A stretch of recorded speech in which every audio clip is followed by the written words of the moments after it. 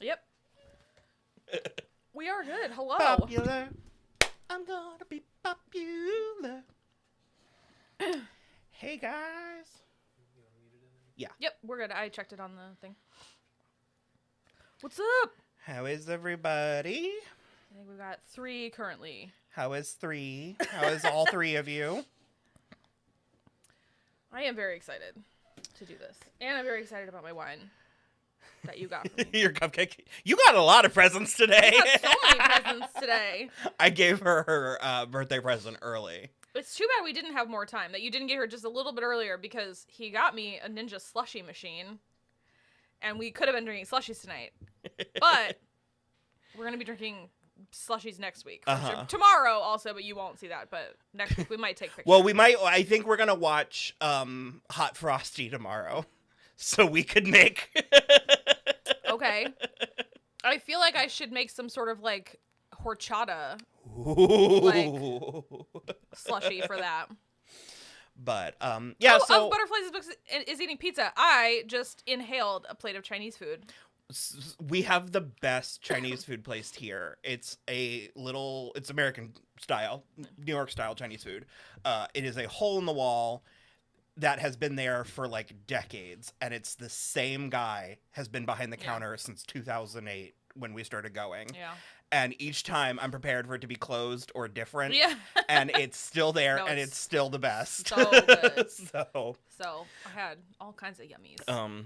Yeah, I figured we'd hang out and chat for a little bit, probably about half hour, and then I think at 6:30 we're gonna start The Wizard of Oz. It is currently streaming on Max, and I have not seen it in ages. It's definitely been years for me. I almost watched because Wicked's in the air. A couple people are like revisiting and stuff, and there's a reaction channel that I like called Real Rejects, and they watched it, and I almost started watching their reaction, and I was like, I want to watch it first. Yeah. And then I hope to I plan to finish the Emerald City today. It's not nearly as big as that, so it should be fine. Also, we think the rumor is that the Lord of the Rings set for next year is going to be Hobbiton. I was holding out hope for Minas Tirith, but Hobbiton will probably be very pretty. It depends on how many little hobbit holes they do. Mm-hmm. Like, if it's kind of like a big, like, sweeping wide set I'm guessing it's going to be probably, like, 3 is kind of what I would imagine, with maybe, like, a tree and, like, a pathway. But you know the garden is going to slap. Yeah. And, like, the little door. Yeah. And it is going to be the cheapest one yet. I think the price tag is, like, around $250 or $300. I wonder if we'll get like a Rosie minifig. A little Rosie Cotton minifig. I wonder if because sometimes Lego does do things like fireworks. I wonder if they can do like Bilbo's birthday. I see it all the time. What? Oh, I thought you said Bane. No. I did see Gingy. And I see it all the time, but there's this meme, and it's like, why would Gandalf bring a dragon-shaped firework to a dragon attack survivor's birthday party? Does he not like Bilbo? It's like one of my favorite things.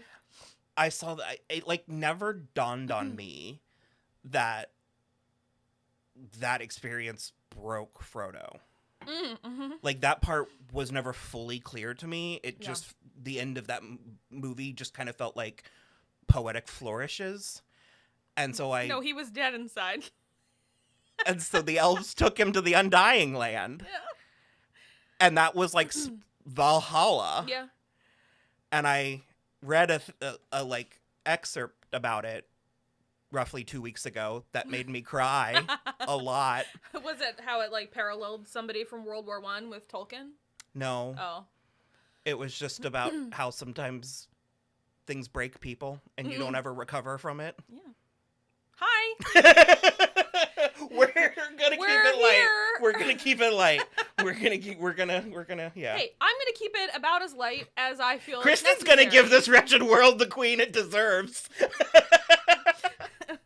Why do we get a thumbs down? I think it's what I think. You think we're doing it? I think we do it. Yeah.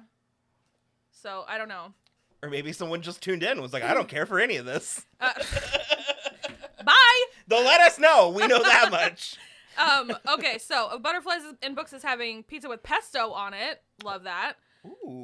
Never a fan of pesto until a couple years ago, nor did they think it would be good on pizza. It's amazing on pizza. Also, turkey sandwiches, especially with like a hearty ciabatta. Yeah. Like roll. There's this really good pizza at Mellow Mushroom called the tie-dye. No, the tie-dye is the one that I like. They took off the fucking menu. Like my Caesar that Yes. they took off the menu. But there is one that has like all three sauces. So it has like a white sauce and a red sauce and a pesto, like a swirl. And it's pretty good. I love pesto. The problem is basil repeats on me. Yeah. So I have to be to spend the evening with it. You're kind of like that with a lot of herbs, though. Yeah. Green peppers, herbs, like a lot of, because it's like my two favorite herbs are parsley and dill. Yeah. And I love dill. But they're famously mild. I need to cook with dill more. And so then Butterflies and Books also asked, well, they teased us first. Said the Wicked movie's coming out soon. Really? I had no idea. LOL. And then apparently one of the actors from the original musical is going to make a cameo. Do we think it's Kristen or Adina or both or someone else? Only one? I don't know. That's crazy to me. I would imagine both of them would have. I would have imagined so too, but I don't know. I would say Kristen is a bit more gimmicky, I feel like. She's also, I feel like, maybe less busy. Like, I feel like Adina is actually always doing something. So I was going to say the opposite. Really? I was going to say Kristen's always doing something, but... and this is no tea, no shade. I adore Kristen Chenoweth, but it's like, she never turns down an opportunity to be on camera. Yeah. Who cares? If there's a red carpet, she's going to walk it. Hi, we're here. And then Entertainment Lover says, how are you feeling on a mental level? I'm okay today.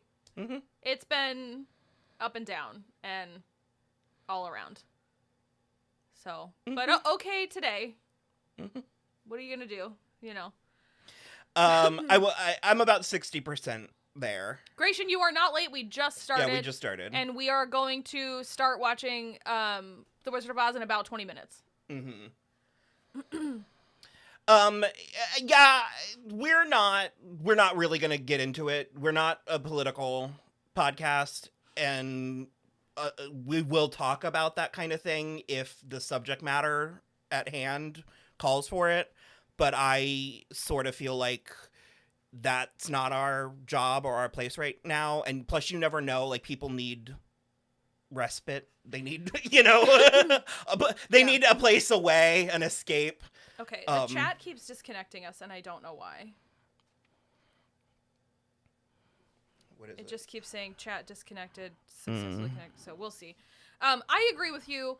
I guess we can just say we are very disappointed, and...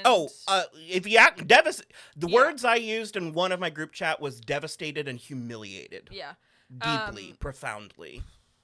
So I feel like if that's a surprise for you, it shouldn't be. Mm-hmm. And if that's going to be a deal breaker for why you're not here anymore, please leave. Please leave. And to steal from many other people, it's not an airport. Don't announce your departure. I don't care. I'd prefer not to have you here. So.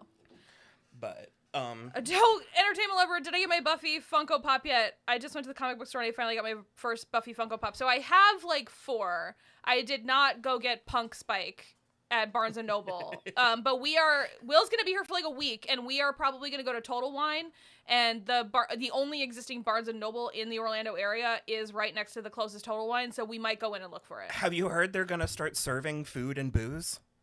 That's amazing. Because Isn't there's one opening in Waterford Lakes again. Yeah. It, like, as, like, a place for people to go. Like a third space. Yes. We love a third space. Isn't that no, but, like, I was like, isn't that incredible? Yeah. Because the movie theater ain't it anymore. Not it. I'm, like, dreading Wicked. Oh. People are going to sing along. Yeah. Badly. Yeah. I'm excited. I'm excited for the hot mess. Well, that's one way. But, I did want to talk about, well, actually, I should tell you, I did finish Grotesquerie. Oh. It went off the rails. Oh, no. You don't say. Roundabout episode 6? Yeah, no shit. I don't know why I fall for it every time. I'm noticing a trend about myself, but, they pulled this stunt where eating stuff off the ground. They just changed the show halfway through. Took everything. She was in a coma. Oh, who? Niecy Nash? Yeah. And also the single worst sin it could possibly commit, as far as I'm concerned, it's apparently not a one and done. Oh, God. So it ends on a cliffhanger. And I'm like, I'm going to follow this show another year. Definitely not. So in 3 years. Yeah, once again, Ryan Murphy. Okay, well, then in other Ryan Murphy news, have you started watching Dr. Odyssey? No, but I heard there's theories that something crazy is happening. There's no theories. Oh, okay. They fully had a threesome. Who? The doctor and the 2 nurses. Oh. So Joshua Jackson, Philippa Sue, and the other dude nurse. Oh! 2 peeps! 2 peeps! That's the perfect number of The perfect peeps. amount of peeps! So I didn't catch up on it right away, and then I basically saw that scene on a gift set on Tumblr, and I was like, what the shit is that? I was like, is someone dreaming? No. It's like wedding week, and Kelsey Ballerini is the bride. Amazing. And it actually was like so tragic because the groom was like having doubts and like sleeping around really hardcore, even with his best friend, because they like gave each other really highly contagious ringworm, which was sort of like disgusting. But the groom like jumped overboard in the middle of the night and died. Oh, spoiler alert. Sorry. So I like finally caught up on it, and I was like, oh, it's probably like a dream or whatever when I saw the gift set, and then I was like, no, they fully just like all had sex together. It was amazing. No, I heard there's like a theory that that there's something else happening on the show. Oh. That it's maybe like a Saint Elsewhere, or what's the hospital show where it turns out it was taking place in like a snow globe in an autistic child's room or something. That might be St. Elsewhere. Yeah. I don't know. I heard that there's a theory that something else is happening. I would hate that. Yeah, honestly. I figured it would bum you out. I would love it if it was just real. If this was just like a real, I don't know. I would love it. Okay. Of Butterflies and Books, you will like this. Have you heard about the craziness with the Mattel dolls for the Wicked dolls? I couldn't believe when I heard about it. Someone got fired for that mistake. Well, what I heard was that Mattel started using about 6 or 7 months ago, AI to design their packaging. Yeah. And so that wouldn't shock me at all. I was gutted when I found out about it because I had the Wicked dolls. Oh, Gingy. There's snoot. a snoot. Oh my goodness. I had just opened and literally thrown in the garbage the boxes when I found out about that. And like all the doll people, because I follow like a bunch of like doll people on Instagram, were like trying to go to Target to get them, and they had been like recalled and they weren't letting people buy them. And I was so bummed that I missed it because I think about that stuff all the time. Like Ginger. Will thinks she bonked the mirror too. Oh. I think it looks mostly fine. Yeah, it's mostly fine. But literally, like last night, I was like, wait a minute. I had another set that I left here, and I didn't open it. And here's Fiero in case. He's pretty good. Look how cute. Look how cute he is. It looks just like him. Also, he's caked up. But I have this one. It's the most exclusive one because it was only available through Mattel Creations. And who is it? It's Michelle Yeoh. It's Michelle Yeoh and Elphaba. It's Glinda at Madame Orrible and Elphaba. And it has the porn site. Yep. Wicked.com right there. And I already looked. It's hard sold out. So this baby, I'm so glad I left it in the box. What's the actual movie website? Wickedmovie.com? Okay. So this baby's staying in the box, and it's going on a shelf somewhere because it is definitely going to be. Because you know that, like, even though they caught it early on, people there's going to be like a dozen of those like pink Glinda dolls. Yeah. But I'm counting on this baby to get me through the next 4 years. Okay. So yes, we've heard about that. Let's see. Gratian says I need things not about what happened. So yes, us as well. That's what we're trying to do. Why this is going to be as pleasant as possible. Brittany Parker's here. Hey. Of Butterflies and Books, Wicked will be my first movie theater experience. Wait, ever? Even prior to COVID? That's insane. Where do you live? Because I thought, when I read it, when I skimmed it before, I thought you meant since COVID, and ours was Cruella. No. Was it? Yeah. That was the first movie we saw after, like, we were really hard on that movie. Better. Also, Brittany Parker asked what's a third space. It's basically not work or school and not home. So it's like a place where you can just go to hang out. Like when we were growing up, it was the mall. Yeah, we would just go hang out. Communal, like places. It's one of the reasons why Europe is so great. Yeah, it's because it's old and designed around communities. So like a bar, a park, a bar, a restaurant. Yeah. And I mean, like typically the cafe, Central Perk and Friends, that kind of thing. Like typically they cost money, but they should be accessible for like leisure. Mm-hmm. And so a Barnes & Noble that has food and drinks, and because that's the thing, it's like booze drinks. Yeah. Okay. Yeah. No, because we like alcohol, but we don't like clubs. I hate clubs. Like even when I was in college, we went to Southern Nights because it was a bar.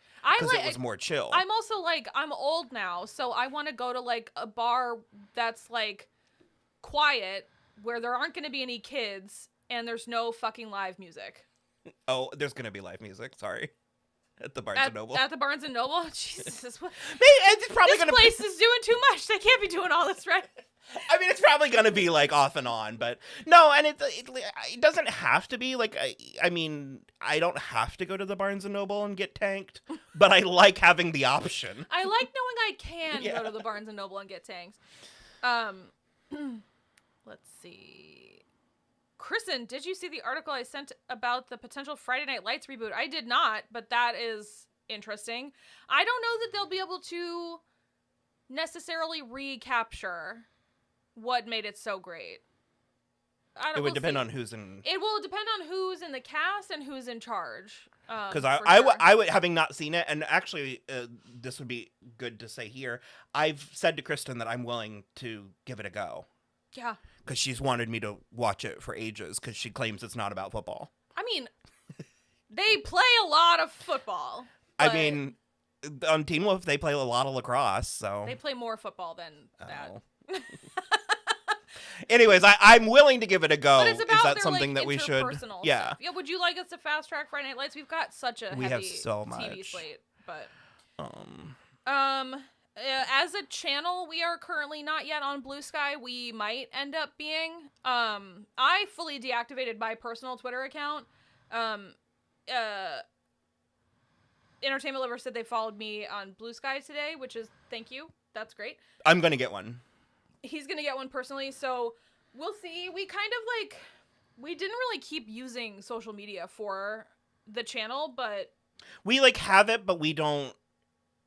We don't use it well enough. I downloaded the archive of it just in case. Yeah. Well, Kristen would do the trailer or the Twitter. Rachel was doing the Instagram, and now it's sort of it's one thing too many for me. Yeah. I'm spread too thin. And I'm very bad at Instagram, so I'm not going to take that on myself. But I will potentially maybe create a Blue Sky account for us. And we do have a TikTok that I'm trying to use more. I've put a couple videos on there, and it's in my plans to do more, but I can only do what I do because I'm so mad at myself that I didn't get the substance out sooner because we had it, but there was just things going on. Yeah. It was just really hard. I'm sorry. Did you want us to do it last week? Because that would have been a way grimmer edit. Yeah. Did you guys see the substance? Oh my gosh, yeah. So we released, it was 2 days ago. It was a proper reaction, yeah. 2 days ago, he edited a full reaction. You did it fast, too. You think so? Yeah. I thought I did it way too. No, 2.5 weeks, I feel like. Yeah, I wanted it done sooner. That's but quick. That's that movie was 2.5 hours long. It was so hard. Yeah. Because she's such an indulgent director. Mm-hmm. Because I messaged you about it, but I was like, it's like trying to recut a 2.5 hour music video. Yeah. There are so many visuals, and so much of it is so visual. There's not a lot of dialogue in it. Yeah. And so trying to pare that down and get through the copyright. And, like, it was hard. Yeah. I don't say that in, like, a poor me. I say that in, like, a round of applause for me because it was really tough. But I truly, and that's why I tell you every time, whenever I complain, it's mostly that I just need to vent. Yeah. Because I truly love doing it. I just am not as prolific as I wish I were. I could be. I can't do it. Yeah. So we're working on it. I kind of feel like my ideal... Like, my plan for next year with the channel is to do things sort of quarterly or seasonally. Yeah. Like, whenever I want to do, like, 4 movies a year. I want to do, like, 4 TV shows a year. I want to do 4 reactions a year. And just sort of, so it's like each quarter, it's like, this is the TV show we're covering. This is the movie we're, like, excited about. Like, we're building up to. And, because, like, we have on our docket, potentially Red One. I heard, we were talking about it beforehand, but I heard it was apparently terrible. Well, the Rotten Tomato score is like 23, and the consensus said that it's literally everything wrong with movies from the last 10 years in one movie. Great. But the audience, the popcornometer, is like 83. Okay, so okay, all right. I was like, that could be a perfect storm. But yeah, so depending on when it comes out, we might have that coming for you guys. Oh, I wanted to ask... And I kind of wanted to do it on screen. I guess I'm asking you, and I guess I'm asking you guys. We have a kind of tradition brewing where we've been covering the Harry Potter movies in December for Christmas. Yeah. And Goblet of Fire is up next, and it's my favorite movie for obvious mermaid-based reasons. Is that something that you guys want? Should we still do it, or should we back burner it for a while? I feel like what I've heard is people are like, don't stop talking about it necessarily, but like put it in its context. Well, like, if things went differently 2 years ago or 2 weeks ago, I would feel fine about that. Oh, but now... But now I sort of feel like... Sure. I don't know. Do you guys want it? Like, should we take back the night and just do what we want to do and not worry about optics in that regard? Or what do you guys think? Do you want Goblet of Fire for Christmas this year? I'm absolutely certain that the correct words in the right order about the creator of Harry Potter will come out of my mouth while we're watching it. So I guess take that as you will. Gratian, we absolutely did watch Return to Oz.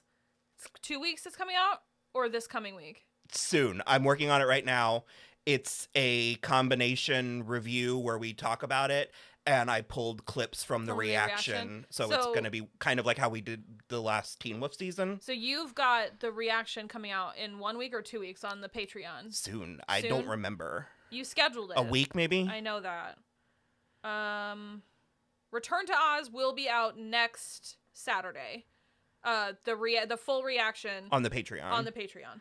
And then we're going to have a YouTube video where we talk about it with clips from the reaction. Yeah.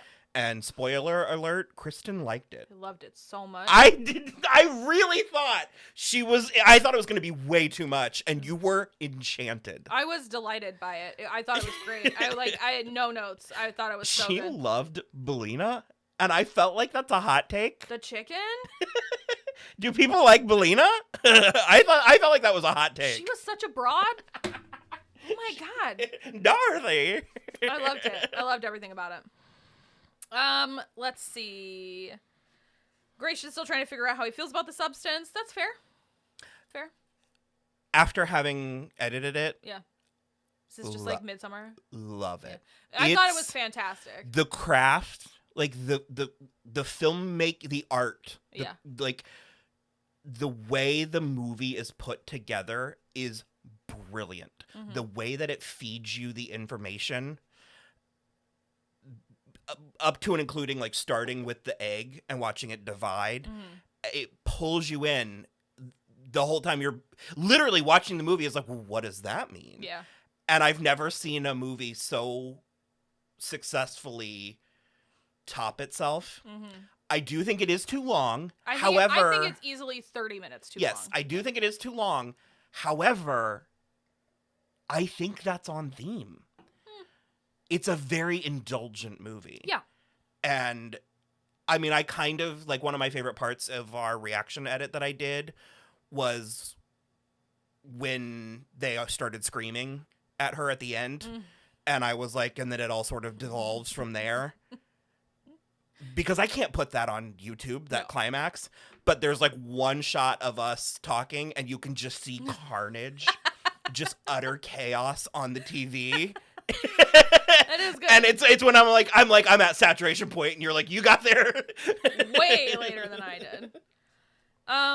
Brittany says, please fast track Friday Night Lights. It was one of the first shows I dived into during COVID. I bet that was a good COVID show. You think I'd like it, even though I'm not a sports person? It's like about the people. Yeah.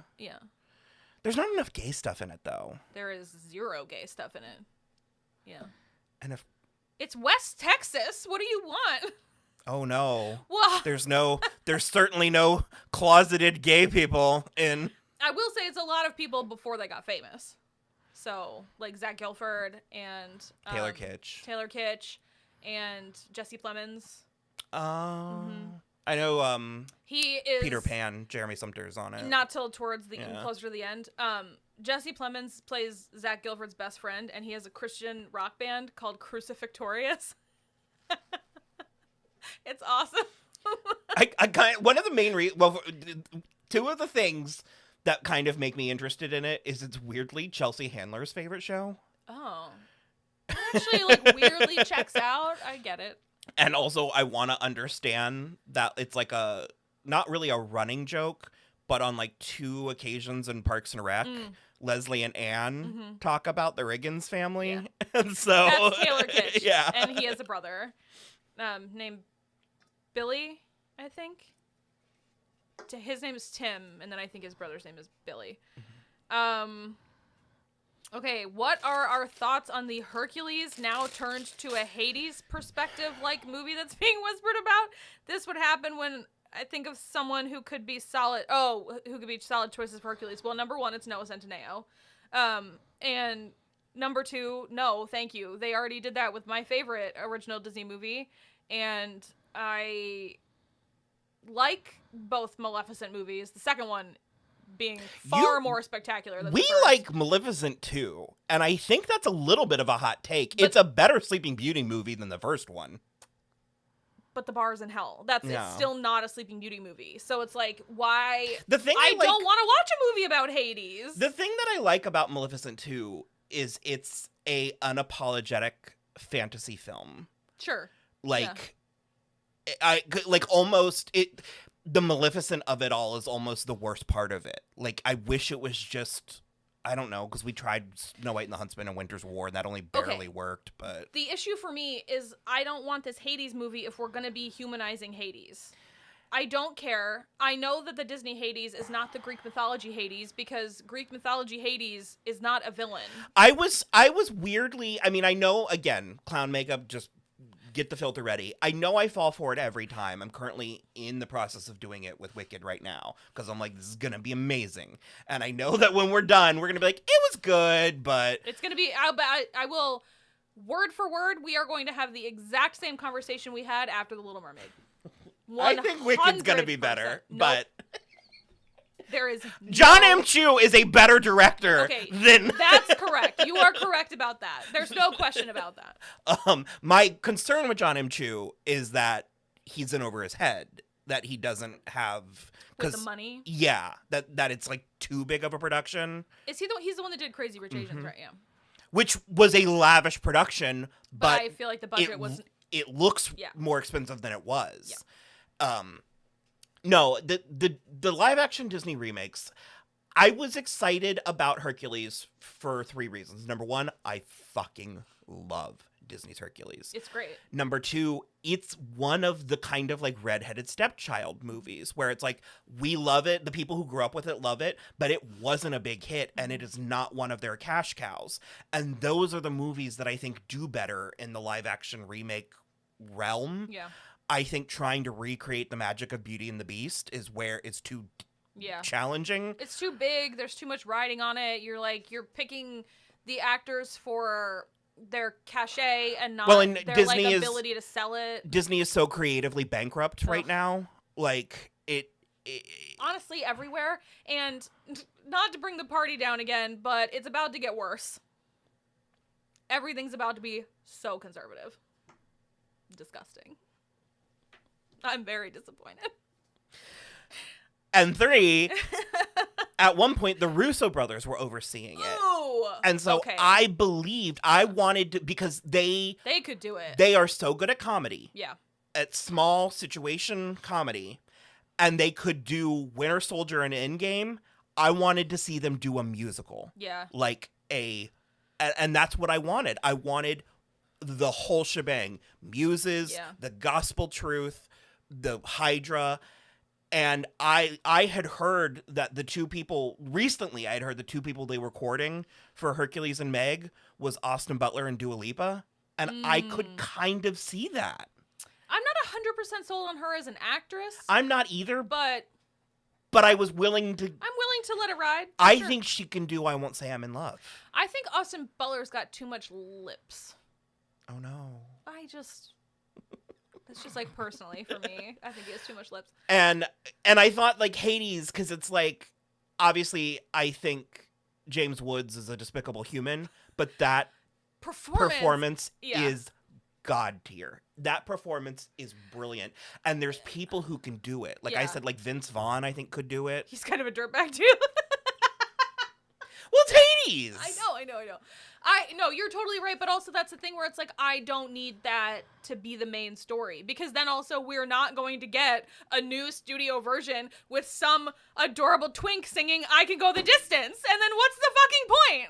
There's not gonna be a distance, you stupid slut. That's an evergreen meme. Did you fart? But yeah, so I don't know. I'm having a hard time having faith in things right now. But I did want to talk about 2 other things. We've got some more questions if you want to do that really quick. So we did that. Of Butterflies and Books, we do still have plans for Once Upon a Time. I think Pretty Little Liars Summer School is on the back burner because it got canceled after, I think the moment passed. At some point, we might just watch it for funsies and talk about it, but currently it's been nixed from the schedule. I think Once Upon a Time is after Interview with a Vampire. We're starting that this week. We are going to probably finish watching Interview. You guys aren't going to see it for a hot minute. Not for a Don't get too excited, but we're starting Interview. And then Once Upon a Time, we'll probably start over my Christmas vacation. Yeah. Which is when we'll start recording it. So, like actual Christmas time. Your nails are super pretty. Thank you. It's called Skywash by Static Nails, if anybody wants. It's really flattering for your skin tone and also what you're wearing. It's just really pretty.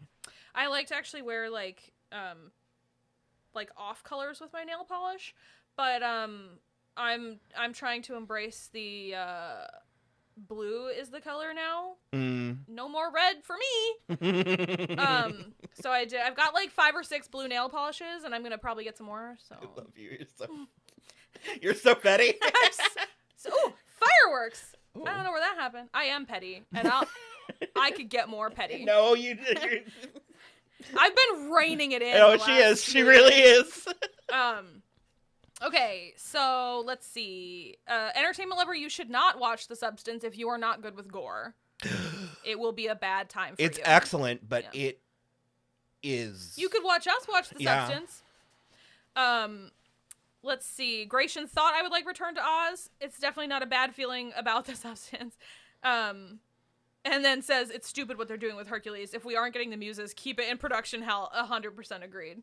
And Gratian says he hasn't forgiven John Chu for a Gem and the Holograms movie, because I guess it went belly up, right? I don't think that stood a chance, though. Like, I don't know that that's his. I haven't seen it. Yeah. I don't know. I Won't Say I'm in Love is a bop, and no one will change anyone's mind on that. You are correct, of Butterflies and Books. And then Entertainment Lover says, Friday Night Lights is great. As someone who put off watching the pilot because it was about football, it has become one of my favorite TV shows of all time, and deeply love the show now. And then,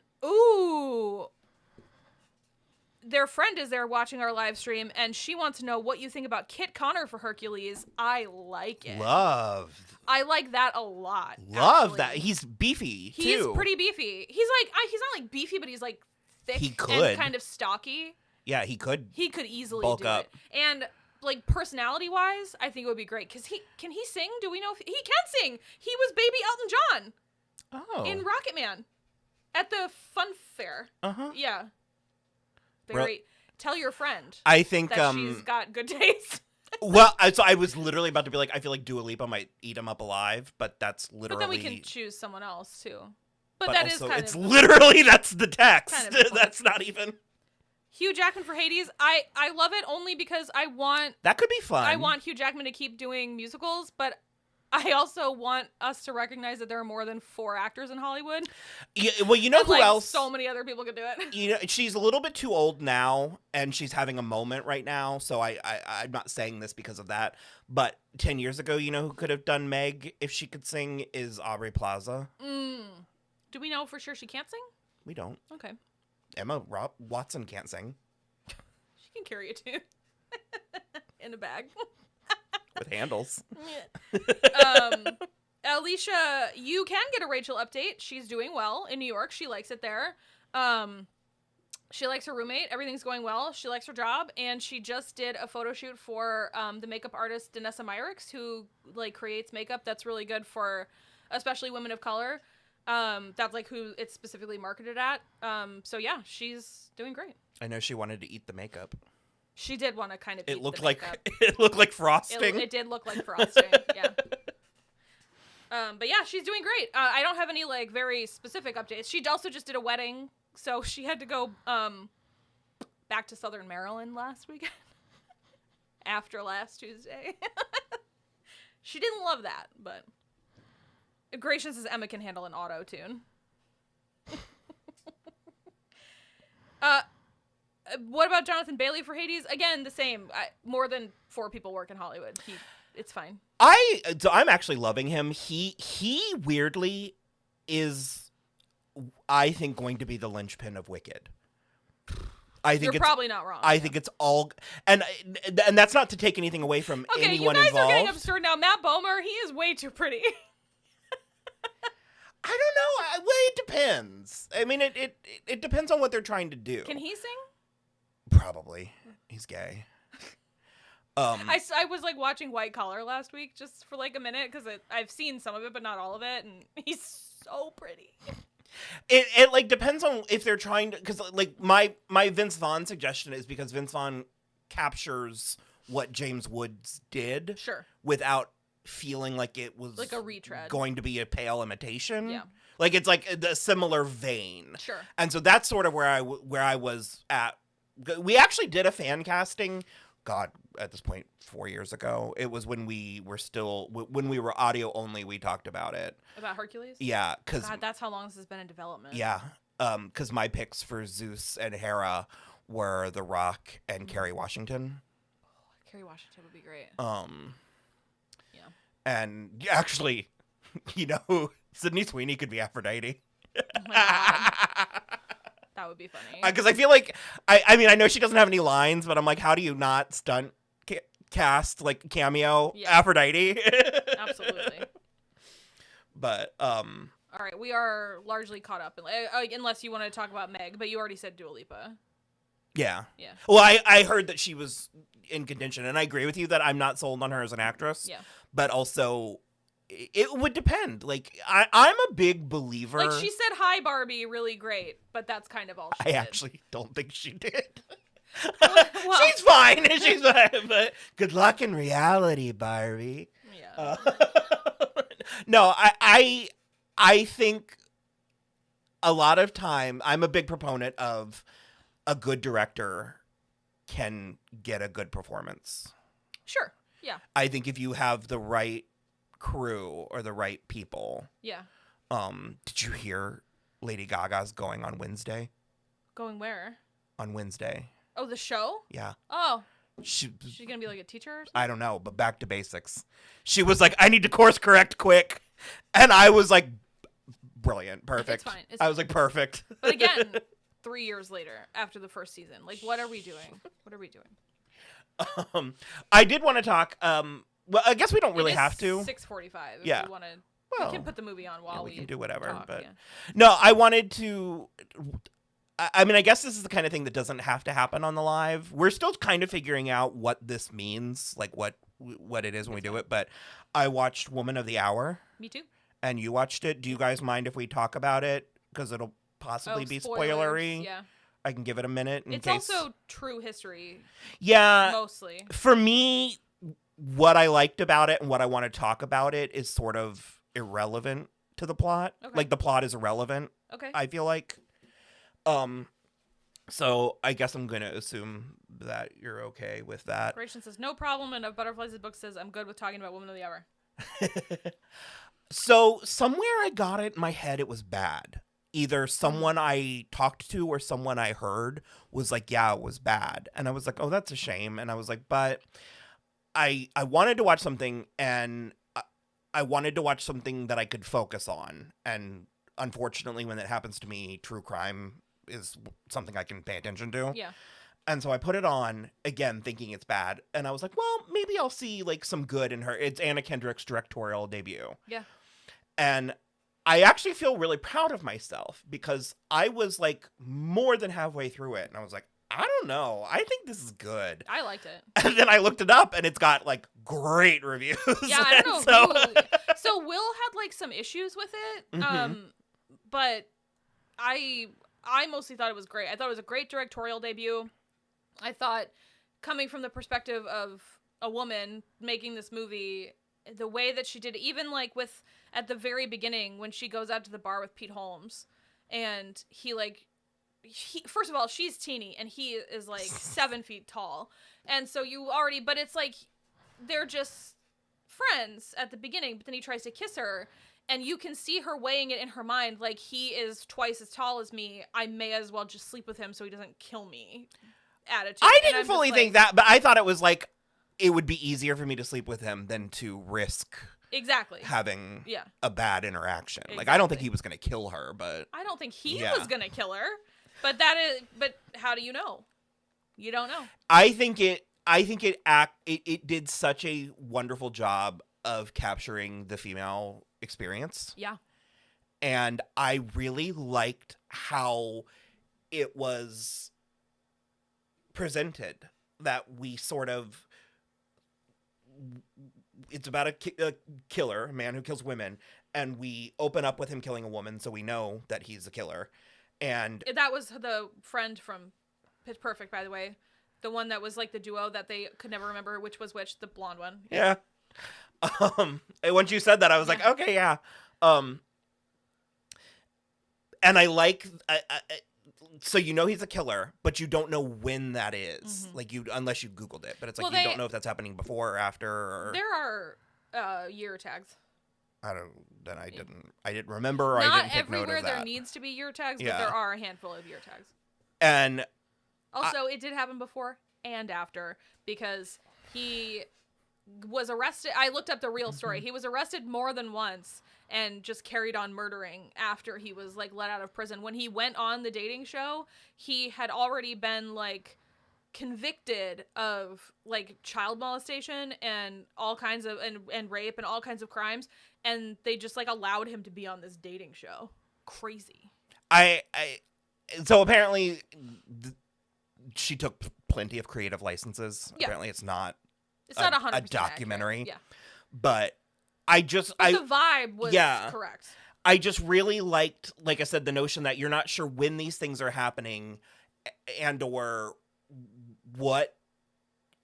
I think that captured, that's what I mean when I'm like, it captured the female experience with the whole, like, because you don't, like, spoiler alert, she survives. He doesn't kill her, even though she has an encounter with him, and an aggressive one at that. And that part, I think, made it fascinating. Mm-hmm. Like, I don't know. I'm getting lost. The parking lot scene was so good. Incredible. And again, with capturing the female experience, because when he's, like, intimidating her at the car in the parking lot, and they get interrupted by a group of rowdy men coming out, you can literally see on Anna Kendrick's face her weighing, well, I'm being threatened by a man. Let's add more men. Yeah. Is this group of strange men worth the risk that it's going to take? But luckily it like spooks him enough that like he... And I just, you know that history is littered with things like that. With like, for every serial killer who's killed X amount of people, think about all the people that he interacted with. Yeah. That he never followed through on. Or also the girl that ended up being the one that got him. She was amazing. Really good. I liked her a lot. And I really liked Anna's flourishes. Yeah. It didn't feel like, because sometimes when you're watching a directorial debut, you can tell that they're trying to show off. Yeah. And I didn't feel that at all. And I also really appreciated the balance of not carnage, that's not exactly the word, but it's like, because they weren't bloody murders. No. He strangled almost all of them.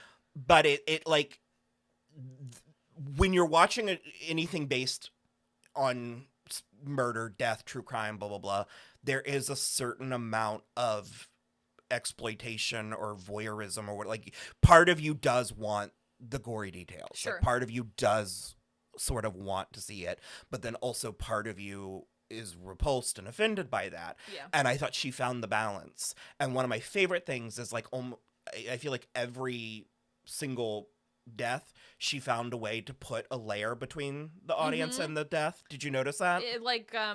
Peter Gallagher's daughter was the one that was moving into her apartment, and we see it through the a skylight. window. Yeah. And even the first woman from Pitch Perfect, it like goes back to the car, and you can see it from inside the car. Yeah. And I just there was a lot of little, and I really liked the woman in the audience. Oh my god, yeah. And I really liked the stuff with her boyfriend. I like that he came around because he was like, I'm really sorry. And then, because I think it's hard though. I think it's hard to understand. Especially in the 70s. Yeah. For sure. I was actually pretty blown away. And then on top of that, it's just a good Anna Kendrick performance. Yeah. Like, it's patented Anna Kendrick. Yeah. And she's good at what she does. Yeah. I was actually very, very impressed by it. You know what we should watch again? A Simple Favor. Yeah. Literally whenever. Oh my god. It's one that I don't watch. Like, I haven't watched it since it came out. I haven't watched it a lot either. I like put it in a... If we're going to start the movie soon, pull your side a little bit. Like, pull it forward. No. Yeah. Stop. Okay. I think that's better. I was about to say something. Simple Favor. You don't watch it? No, it was before that. Oh. So I distracted you twice. Yeah. Oh, well. So, you guys want to watch The Wizard of Oz? Oh, my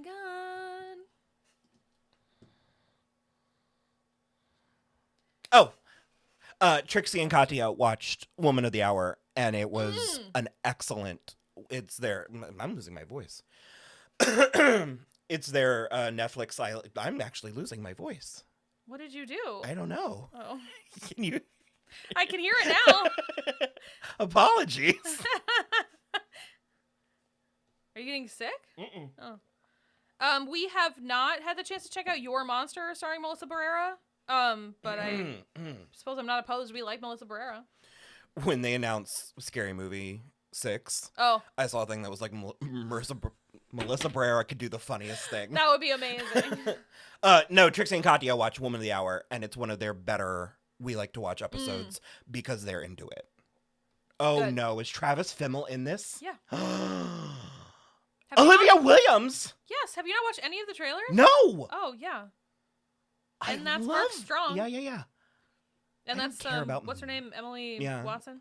I love Olivia Williams. You don't care about Mark Strong? You love Mark Strong. I was going to say, I don't care about men. Oh, but then I was like, I just woofed over Travis Fimmel, so. Oh, I thought that was a bad. It's Travis Fimmel in this. You remember my Travis Fimmel thing? Yeah. I can't tell if he's a bad actor or if he's a good actor that makes very bold choices. He was okay on Raised by Wolves, but the dawn is open. Forgot all about that. Oh, also, Anna Kendrick donated her entire, I think, director's profits to Rain. Did she? Yeah. I think she was like, it feels gross to make money about this. I'm sure she took her actor's salary, but her director's salary, I think I will say, completely. And it's not gory at all, but one of the most horrific things I've ever seen in like a murder, because he strangles a woman. Oh, and then resuscitates her. And then the girl at the beginning to do it again. Yeah. I couldn't have imagined. Really gross. Another thing with the girl that finally got him caught is the way that she like leaned in when she like woke up the next morning, and she was like, will you just like not tell anybody about this because it's like kind of embarrassing? And she was like, come on baby, like let's go home or whatever. And she just like leaned into it, and then he stopped to like get like gas or go to the bathroom or something, and she fucking took off down the highway. But again, the direction, because the camera follows him and there's a guy leaving, and it like follows, and we just see the empty car door, and the camera keeps going, and she's booking like it 500 meters down the road. Amazing. I don't know what's happening. I'm sorry, guys. Okay, we're gonna watch Wizard of Oz. Starting now. Woo-woo! We also will be covering Food Prophecy. Come with us. We will. As Harry Potter meets Food Network. A new series challenges talented bakers to create show-stopping builds. Will and I are going to watch this. What is it? It's like a baking competition hosted by the Phelps twins. Oh, they look good. Yeah.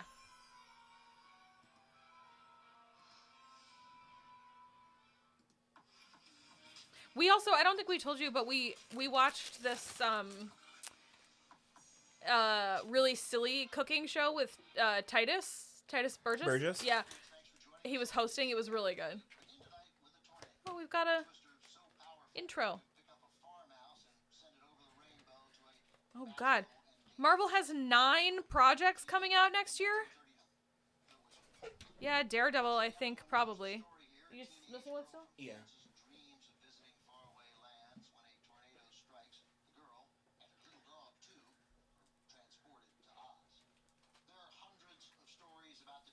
You got it?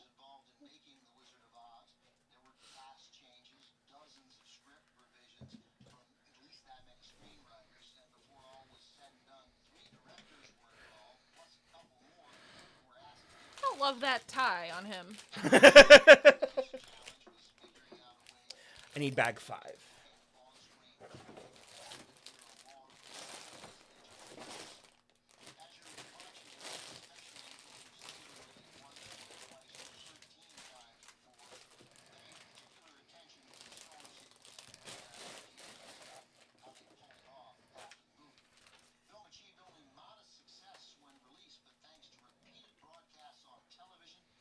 Gratian, what Disney crap? Oh, like the Disney Plus Marvel stuff? There's a mosquito in the house, just so that you know. Oh, okay. Will and I have been eaten alive the last few days. I almost caught it twice, and then it flew away, and I couldn't get it again. Oop.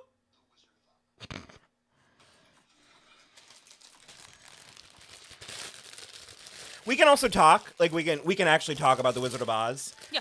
It's funny because I don't know if anybody likes to listen to Las Culturistas.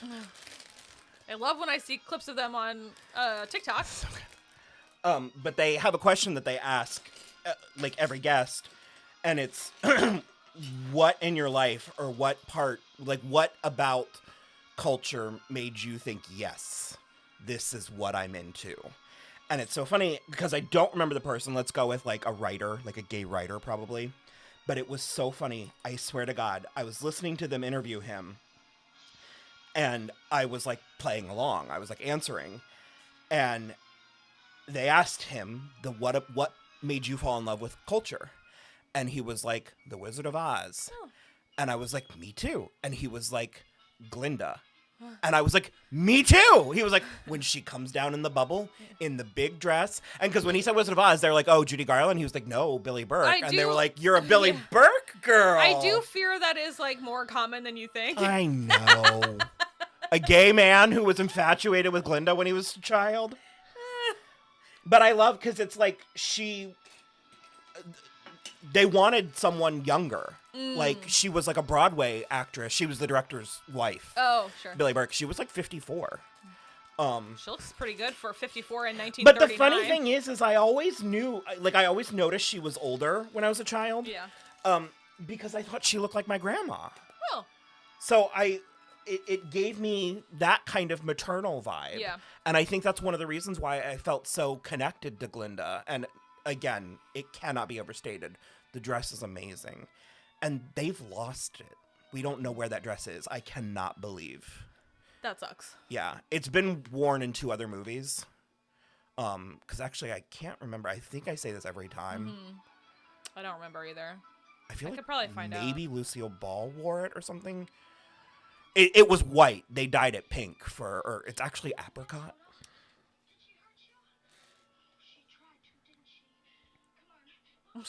Judy Garland found it difficult to be afraid of Margaret Hamilton because she was such a nice lady off camera.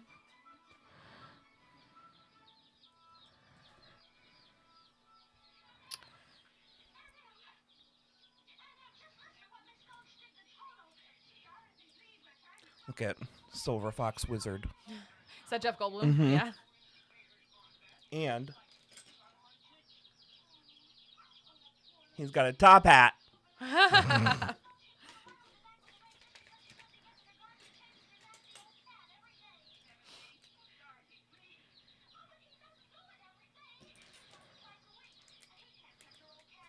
I should have. I wish I had a way to talk to our audience without you, because I would have played a game to see how long we make it before you start quoting the Mad TV skit. That's got to be one of your favorites. It's so good. I didn't know what you meant at first, and I was like, you can talk to our audience whenever you want without me. I don't, like, control the passwords or anything. No, but we should have been like a... Right now, yeah. How many minutes before Kristen starts quoting, "You psycho glitter bitch!" Oh, you didn't have to worry about me, Dorothy. Picked up on that right away, Twinkle Tinsel Toes.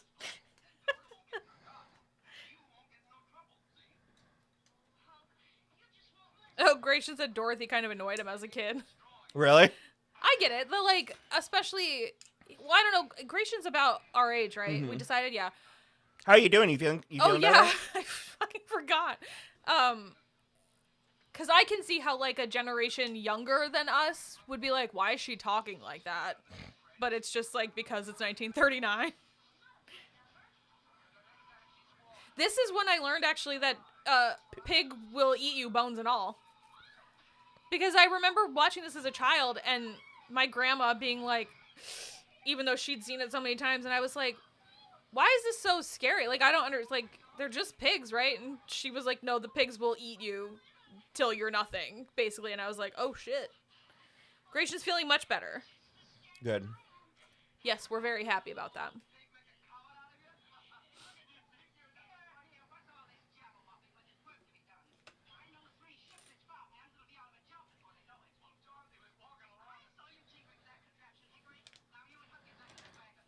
It's funny, I can see them now. Yeah. Yeah. When I was a child... I love his nose. It's great. It must have been longer than I thought since I watched this. She's fine. She fell asleep licking on my the table. Yeah. Oh, hey, babe. Can you pour me some more wine?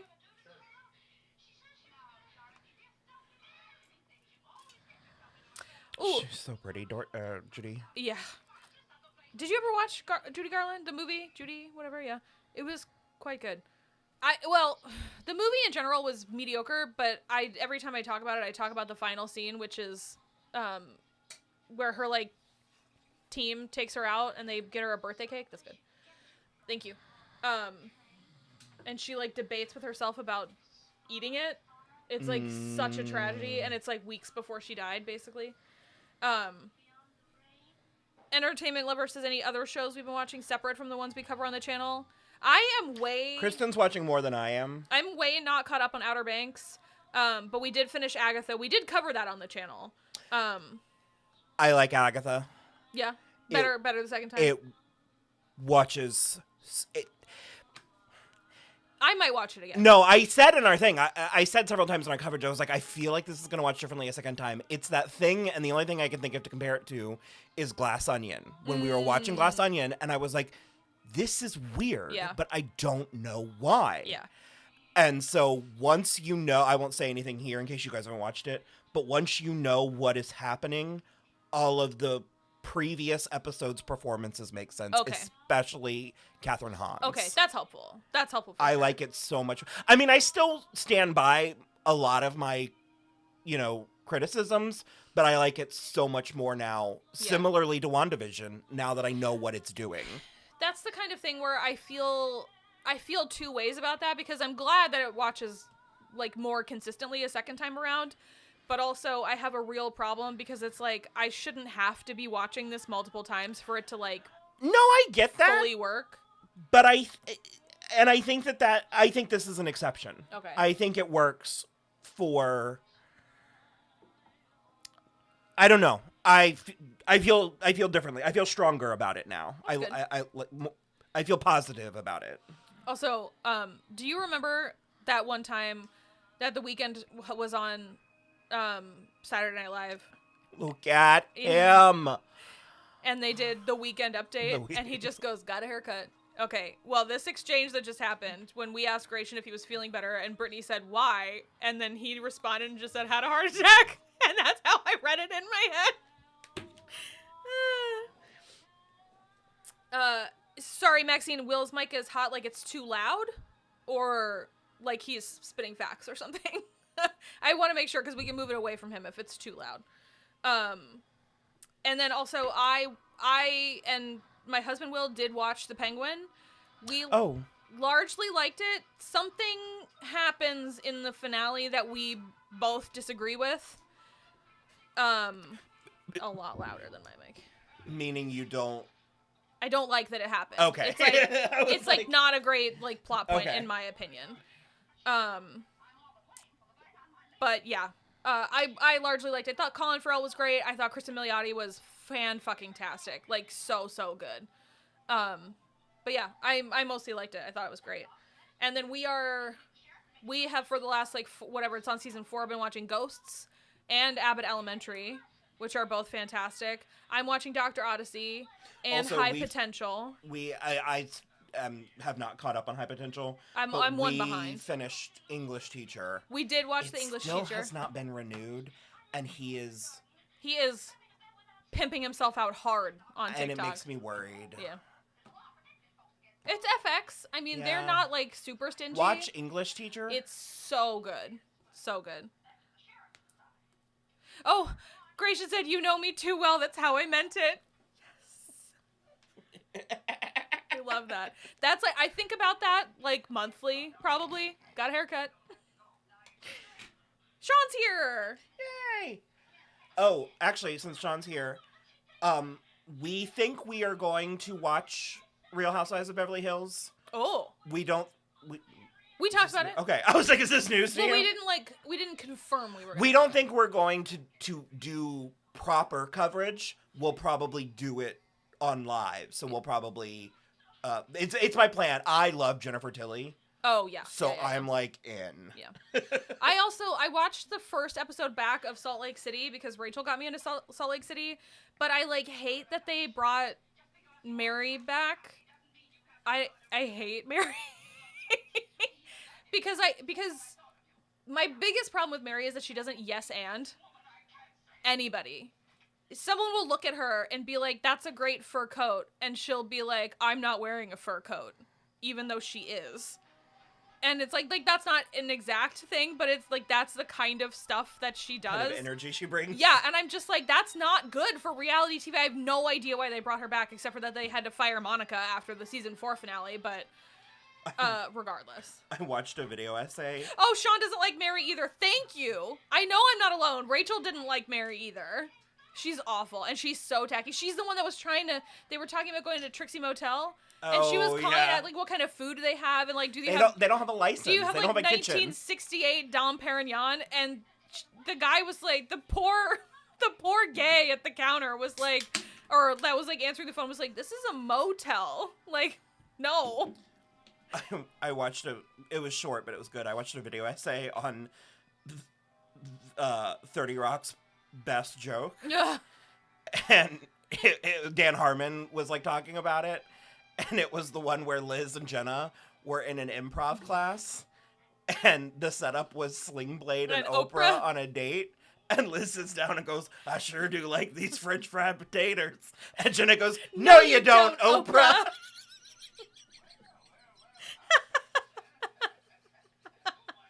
That's always one of my favorites, too. I love it. It's so many layers. It's so good. Look, because it's like the surface level is that Jenna's an idiot. No, but it tells you everything you need to know about Jenna. And Liz.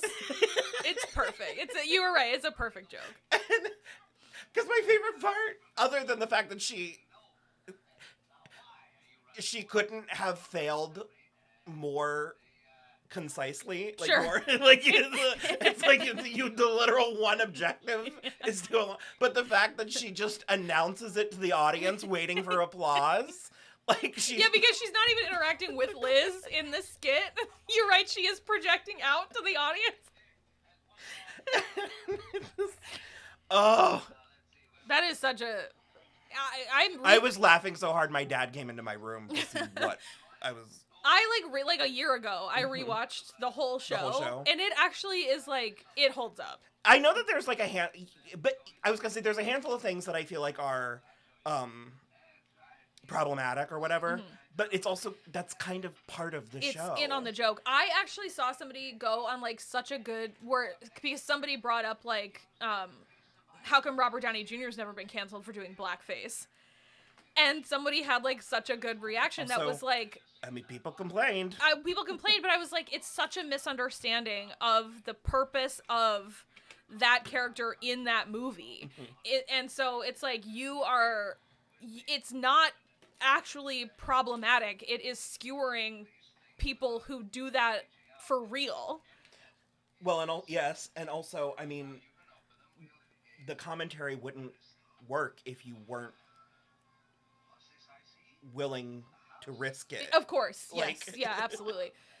So anyway, it was really good. But it's like, so for the problematic things in 30 Rock, it's like, I do think that it came out at a time when like some things were being done that are not done anymore. But I think largely the attitude of the show is that like, it is satire and it is a joke and they are in on the joke. Oh. What? Okay. He has a model of the Emerald City. Oh, okay. I thought they built miniatures for the movie, and I was really excited. And now I realize he has a model of it. I'm a little bummed now. Okay, let's see. So much of this is seared in my memory. So we moved from... Sorry, Gracious and my neighbors are probably wondering why I'm cackling like I just ate Hansel and Gretel. I assume that was about the had a heart attack comment, but it could be about something else. You moved from... We moved when I was 5, turning 6. Yeah, and my brother was like a baby, and The Wizard of Oz, for whatever reason, I think that Christmas I had gotten the VHS, so like 40th anniversary, and so it was my like anchor, and so that like 1990, that entire summer, we just watched Wizard of Oz over and over and over again. It would have had to have been the 50th anniversary. Okay. Yeah. We were not born in 1979.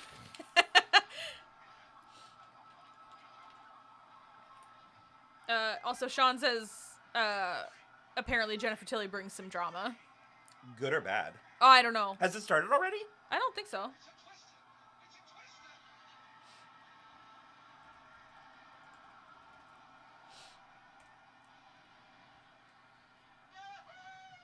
I'm bummed that Crystal left, though. I liked Crystal. I liked Crystal. I liked her a lot, and I know that she wasn't drama, but that's why I liked her. I liked that there was kind of a... Yeah. Not everybody can be the wild card. Didn't start yet, but it does start on Tuesday. Okay. Yeah. Ooh, 18 episodes, too. Also, I'm thinking about doing the same thing with Drag Race this year. Okay. I don't know that I can handle it this year? I'm fine with that. Also, oh my god. Were you gonna grin and bear it? No, I was. No, what did we do? Maybe it was during the puzzle last night. The puzzle? When we do the crossword puzzle Oh. together in bed before we go to sleep. And no, maybe that wasn't it. I don't know. Maybe it was something we were watching, but someone said good luck, and in my head I just went, and don't fuck it up. But it was like not the vibe of the thing that we were doing. Oh, I just love it so much, and I can't with the fans. It's good for our engagement, but like it really at what cost? It makes me feel bad about myself, and I don't want to do that. Yeah. Like, and it's so much work, and it's so much energy to just be, I don't know. Plus, God knows they're gonna put it on Thursday at 11 p.m. again. Fucking ridiculous. Sorry, guys. Oh, Sean said not in a bad way, but apparently she isn't afraid to go up against the girls. And Sean thought Crystal was boring, which is true. I just liked her. I just thought it was like, although she did have like a lot of weird interactions last season with like Sutton maybe, but Sutton was like going through it last season. The next book is still gonna happen. We are hopefully gonna be doing like a lot of planning and stuff over Christmas vacation as well. The next book. Oh, who? Entertainment Lover. Oh. Yeah. Oh, it's coming. Yeah. Stop saying name 'em, Sean. Stop saying name 'em. I'm gonna lose my mind. Name 'em. Name 'em. She's such a psycho. Name 'em. To this day, me and my mom do that. So you say. She just like so you say.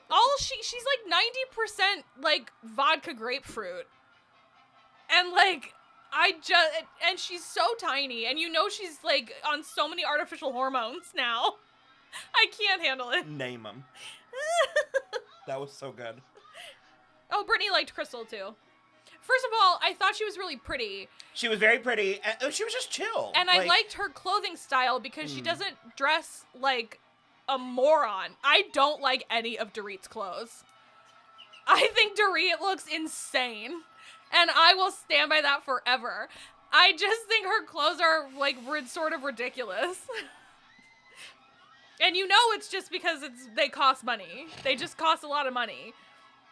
And the other thing, too, that made me so upset... So chic. The other thing that made me so annoyed last season is that, like, and again, I do feel like Kyle was going through it because of Mauricio cheating and everything and, like, the whole marriage or whatever. And look, if she wants to get extremely laid by a hot lesbian rock star that's covered in tattoos, by all means, Kyle Richards... Please explore yourself. I love that for you. And everybody was like, you've just like really changed.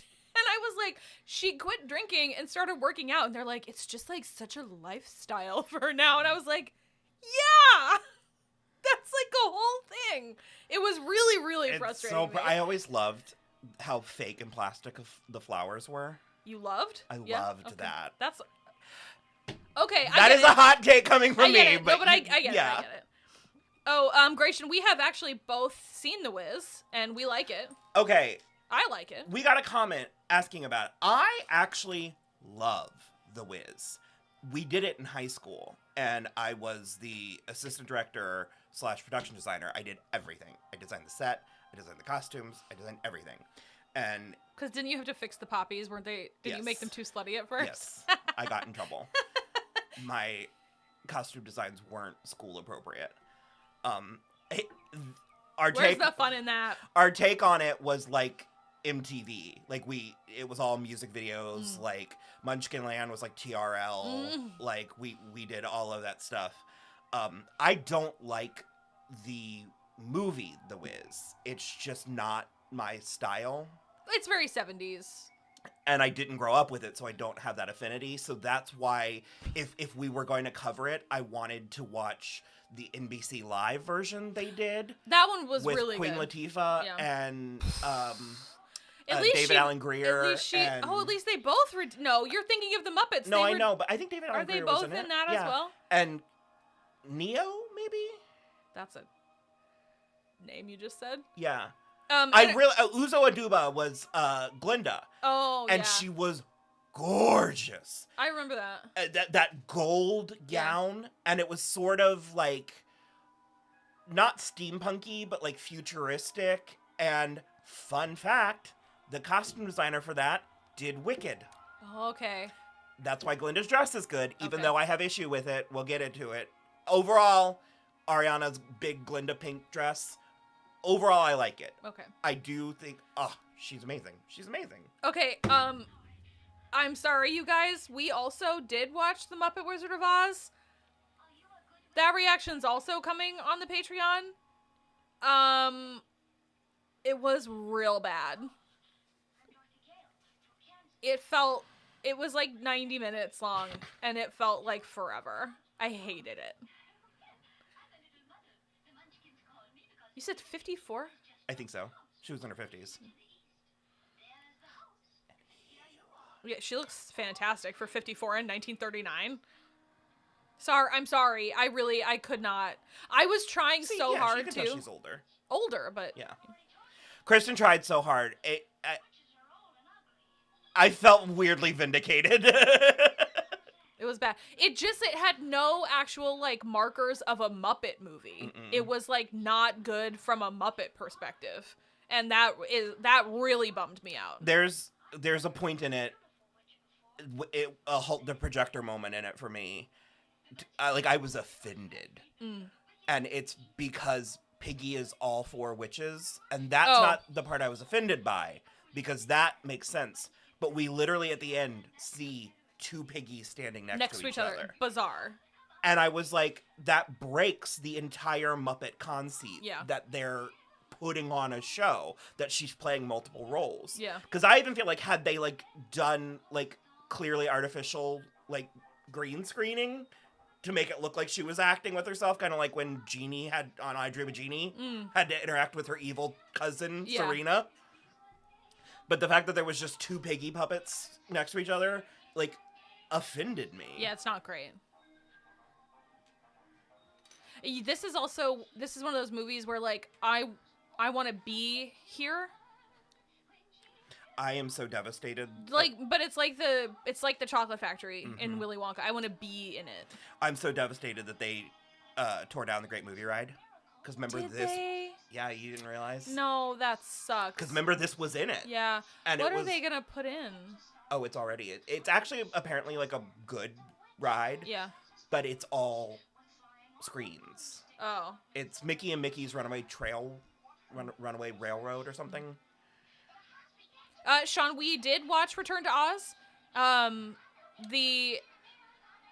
There's a reaction and a YouTube episode coming. So the reaction is going to be out next Saturday on Patreon. And then the actual episode will be sometime after that. Yeah. Soon after. Gratian said yes, The Muppets Wizard of Oz was bad. Thank you. Thank you. I'm trying not to... We have a fan that I guess loves it. I also brought it up a couple of times. I insisted we do it. I was it feels completionist, like we should. First of all, I didn't realize it was made for TV. Second of all, once I found out it was made for TV, I assumed it was like one of those like Wonderful World of Disney like Sunday night or like the lives that we were talking about. Actually, while we were talking about The Wiz, not. While we were talking about The Wiz, I wanted to say that even though I don't really like the original movie all that much, I do think Lena Horne is top 5, if not top 3 Glindas ever. I love her. Would You Believe, I think is the song. I love In The her. Wiz. Yeah, she's like a star. Ooh. It's like I'll find a picture. She's gorgeous. I have very high standards for Glinda and Glinda looks. Oh, yeah. Yeah, it's Lena Horne, right? Mm-hmm. Yeah. She's beautiful. Yeah, that's great.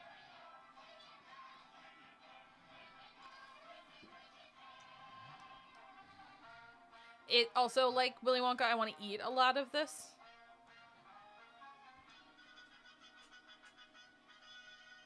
We did I've talked about it a little bit, but growing up in Southern Maryland, we had a very good quality community theater.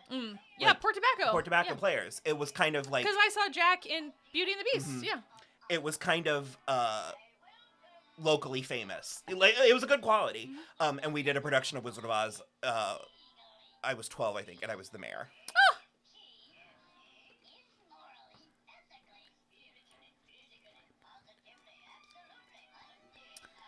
Entertainment Lover, yeah, whenever you want to read Fairytale, if you have it. Oh, we got it. Somebody asked about buying an autographed copy. Did they? Yeah, shit. Are you in here? Remind me, we have to do that. Okay. They asked how they could get an autographed copy, and I was like, I can sign it, you can Venmo us, and we'll send it to you. Yeah, for sure. I don't know. Also, what do you think? $20? Yeah, that's. Yeah. You got $20? We'll do it. Also, one of the bartender at the Berm where Andrew goes wanted to read it, and so he brought her a copy. Nice. And she's about a third of the way in or halfway in, and she's loving it. Yeah, I think Trevor read some of it on his trip to Amsterdam for BlenderCon. Sean, yeah, we talked a little bit about the shows we're watching right now. Lots good in my opinion. I guess it sort of depends what you're in the mood for and what you have access to in Ireland. Because Hulu is America only, right? Do you want to sponsor us? To move? Yeah. Do you want to sponsor some American refugees? We know you enough. We might need. We actually, Mom and I just took our passport photos. Oh, good. Yeah, get that. Yeah. Like now.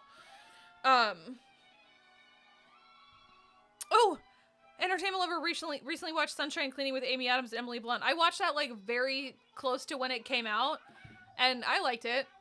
It's been like a minute now, but I thought it was fun, and the two of them are great. This fucking Night Bitch movie, though, I don't know. It's a no. What is Amy Adams doing? If she's like, I'm not getting an Oscar, clearly, so I'm gonna do whatever.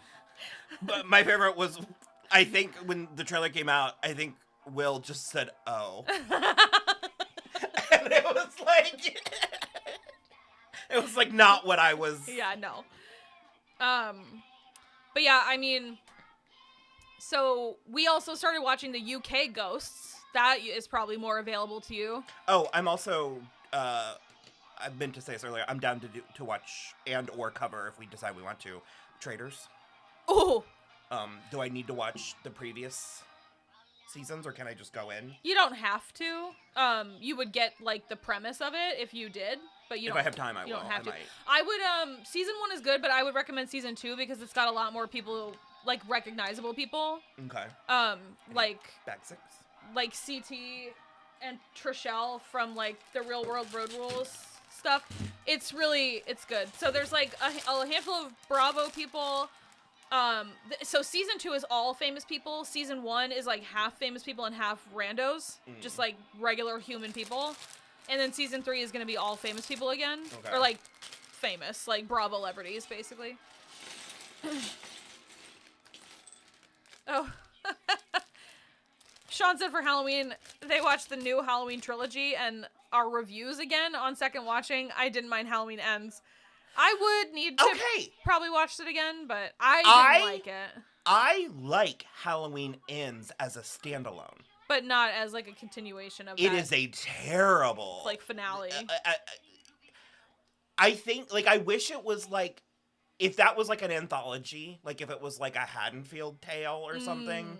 Where it was just like something weird that happened in this town. Yeah. Because I weirdly, toxic as it is, I weirdly liked the like toxic tragic romance part. I thought that they had good chemistry. I just feel like that was my least favorite part of it. Yeah. I kind of liked it. I still think it was. I don't understand how they managed to bring Kyle Richards back. Yeah. And she was good, and they still didn't use her. Yeah. Like, she needed to be in more than she was. Yeah. Because I kind of like her as an actress. Also, like, Evil Dies Tonight is just a no for me. That's more the middle one. No, Evil Dies Tonight. But, no, because wasn't it Anthony Michael Hall? I thought that was in the second, or the third one. Wasn't it Anthony Michael Hall? Did I make that up? Yeah, that's the second one. The first one's the OG. And then... Yeah. There was 3 new movies. Yes, I'm aware of that. It's the middle one. I didn't remember it being Halloween Kills. Yeah. Okay. Yeah, because it's still part of. It's like later that night. Oh, yeah. That was Halloween Ends is like 4 years later. Oh, yeah, no. I don't. You didn't like it. No, I didn't like it. Oh, even Sean said, no, that was Halloween Kills. Thank you. Because I weirdly liked Halloween Ends, but only in a vacuum. Sure. That's fair.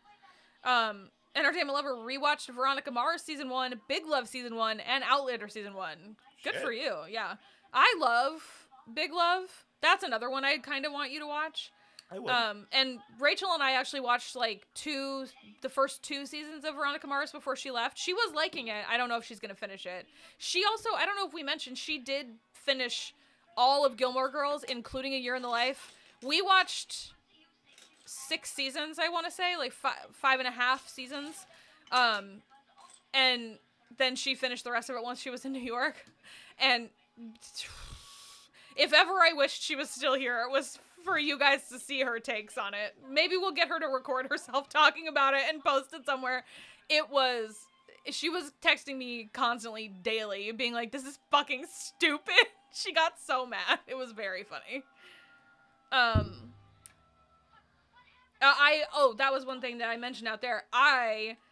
For my mental health, started rewatching Gossip Girl last week. I almost got mad because I was like, should we continue? I'll do it again. Okay. I will do it again. So, okay. First of all, it's amazing watching someone watching something from like so far in the before times. Like, but it still feels like it's fresh enough. Yeah, it's fresh enough. They like all have sidekicks. But so watching something from the before times that's like long, like Barack Obama got elected for the first time during season 1. Incredible vibes.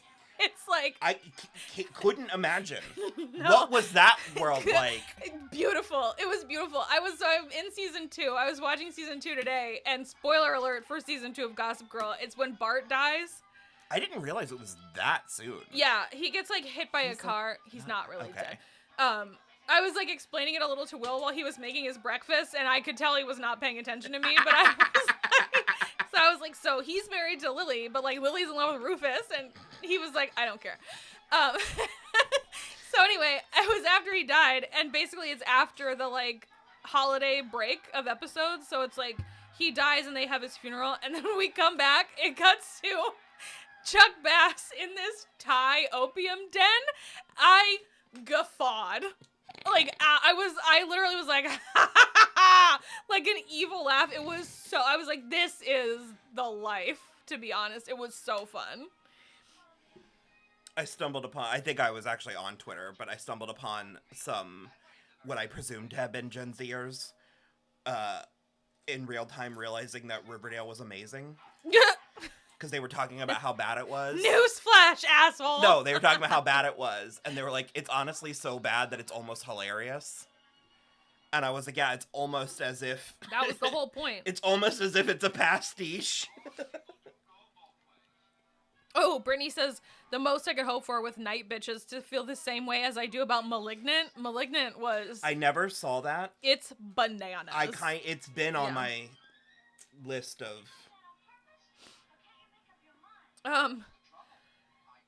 So Will has not seen, like, any Gilmore Girls. So my thoughts on A Year in the Life are largely good. I think Rory sucks more than ever in it. And I agree with you. I do like Jess and Emily's character growth. Lane's life is a tragedy. And I don't like the whole Logan and Rory thing. Because it just doesn't really make a lot of sense to me.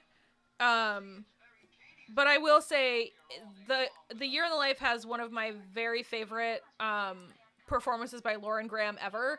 And it's in the final episode when she gets to the top of that mountain and she calls Emily and tells that really nice story about Richard from high school. That makes me cry every single time. It sometimes pops up on my TikTok, and it's so good. I think it's really good. But yeah, it's mostly fine. Oh, also, God, we have so much that we want to cover. Yeah. I want to do season 2 of Desperate Housewives. Oh, yeah. Because that season 1 of Desperate Housewives is still... So good. No, but I know, but coverage, it's so good. Yeah. Like, I will keep watching it for sure. I can see why Dorothy annoyed you. Yeah. Well, also, poor Judy Garland, just high. Just, like, fully, like, just rolling on benzos the whole time.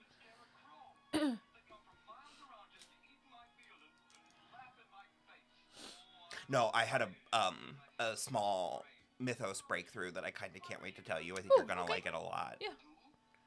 Okay. Sean also loves Desperate Housewives. But couldn't get past season 7, episode 1 of Gilmore Girls. That's fine. Season 7 is not very good because it was when the WB and UPN merged into the CW, and it was like the flagship show at the time because I think Supernatural was only in season 1, so it was like not really a huge thing yet. So Gilmore Girls was like the network juggernaut, and Amy Sherman Palladino was like, I can do this, but you have to give me all of my writers and more money. And they were like, absolutely not. So she straight up quit. Her and her husband quit. And so it's different showrunners in season 7. That's why it's not as good. Oh, Brittany binged the entirety of Big Love for the first time this year. That's another one that I've like never 100% finished. I always get to like season 4 and then like don't finish. It's the same. So Will and I have also been, we have taken a break because it's actually too painful now, but we were watching The West Wing. And it's the same thing. And How far'd you get? Season 3? Yeah. I'm sure we will finish it. It was just a real fresh wound last week. For Aaron Sorkin's idealistic take on American politics. Where they're just having like reasonable like lunch meetings with Republicans. It's incredible. But yeah, so I guess Will didn't know that I had never actually officially finished the show, but I just kept on being like, it's so good, we should watch it. It's so good, we should watch it. And then I was like, I don't think I've ever seen past season 4. And he was like, what? He got kind of annoyed at me.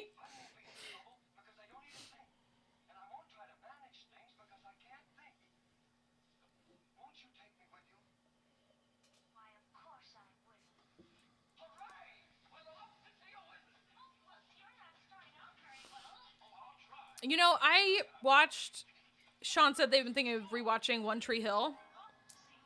It is so many seasons and so many episodes. Is it? How many is it? At least 6, I think. I just saw Hillary Burton. Was she popping off recently? She pops off a lot. Yeah. They have that podcast. I guess I'm not sure if they're still doing it. They kind of had a little bit of a falling out. I don't know all of the drama. I have issues with One Tree Hill because it was never my favorite to begin with. And also, the showrunner was like a real dirtbag. Like really a disgusting dirtbag. And so there's lots of things where like now that the 3 girls have this podcast, they talk about it a lot. 9 seasons, Entertainment Ever says. So a lot of the storylines, the girls specifically, have been like, they fought back against it because they were like, this is not what my character would do. Like Sophia Bush a lot.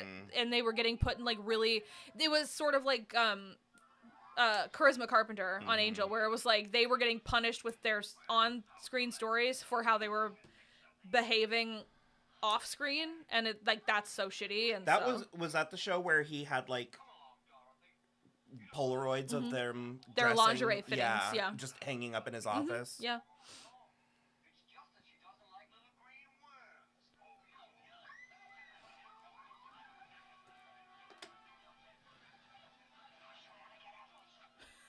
We're all fighting about how many seasons there actually are of One Tree Hill. I can find out real quick, you guys. Hold on.